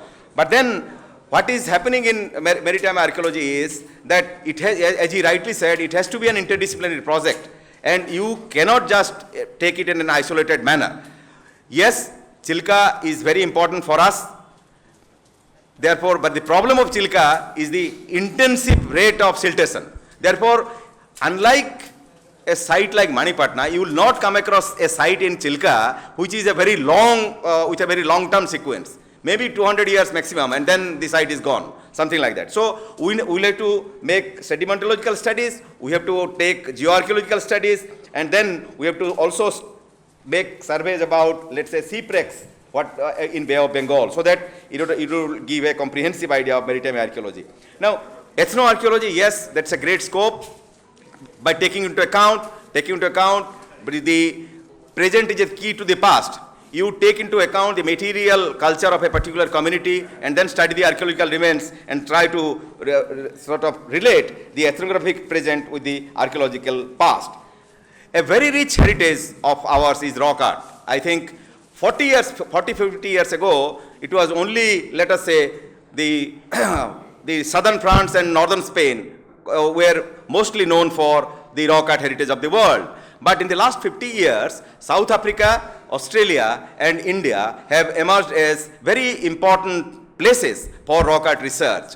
And Odisha also has emerged as an important area of rock art research thanks to the marvelous work of my friend Professor Sadashiv Pradhan, Pradeep Behra and others. Now, in this regard, I'm inclined to say that when I was director IGROS Bhopal, we had started a project under the leadership of Professor Pradhan as an interdisciplinary project on rock art, which involved archaeologists like Professor Pradhan, anthropologists like Professor Jagannath Das, some geologists and also some botanists.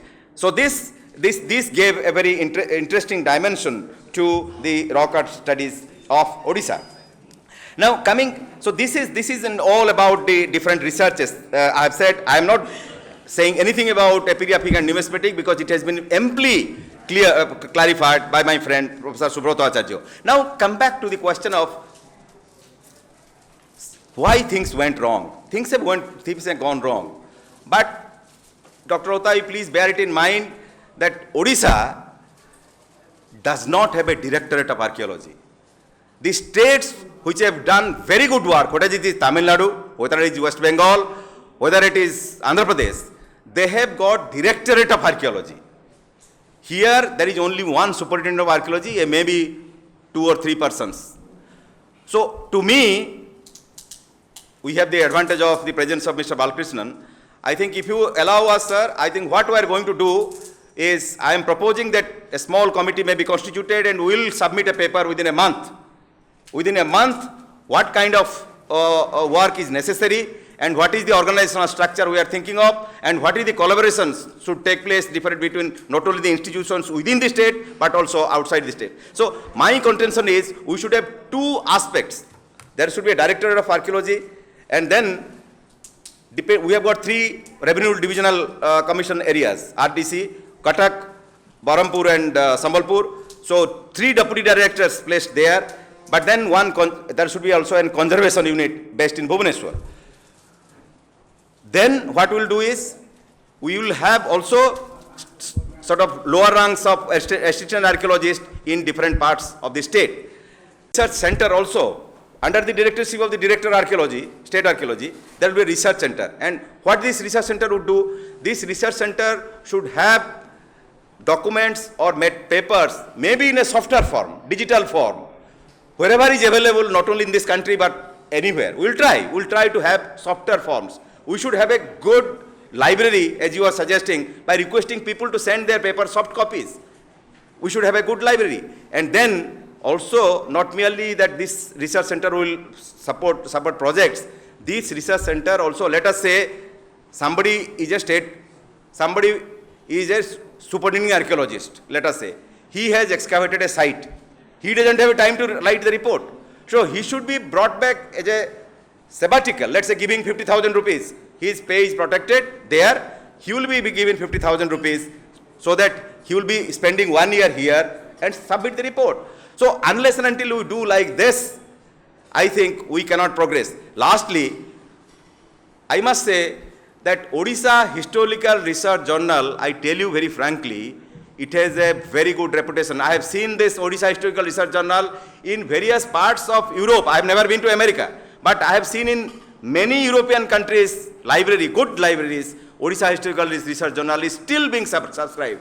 I think if we are not in a position to introduce another journal, let us strengthen Odisha Historical Journal in a professional manner, the way Professor Subrata Acharya was suggesting.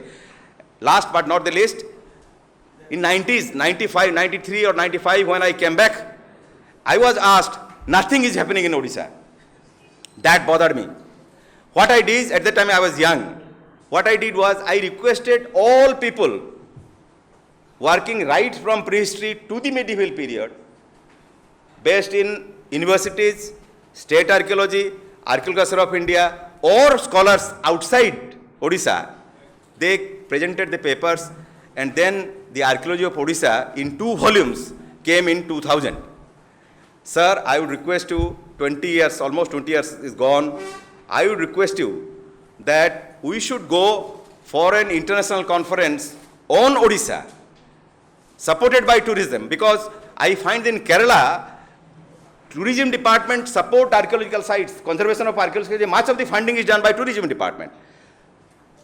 Maybe our culture department doesn't have enough money, but I think tourism has got. So if we want to increase a collaboration between tourism and culture, I think not only that tourism should support the conservation of archaeological sites in the state, but also we should have an international conference. And I can assure you, sir, if given the responsibility, the kind of, all our friends are here, we can make a very good show of what is the latest that is happening in Odisha.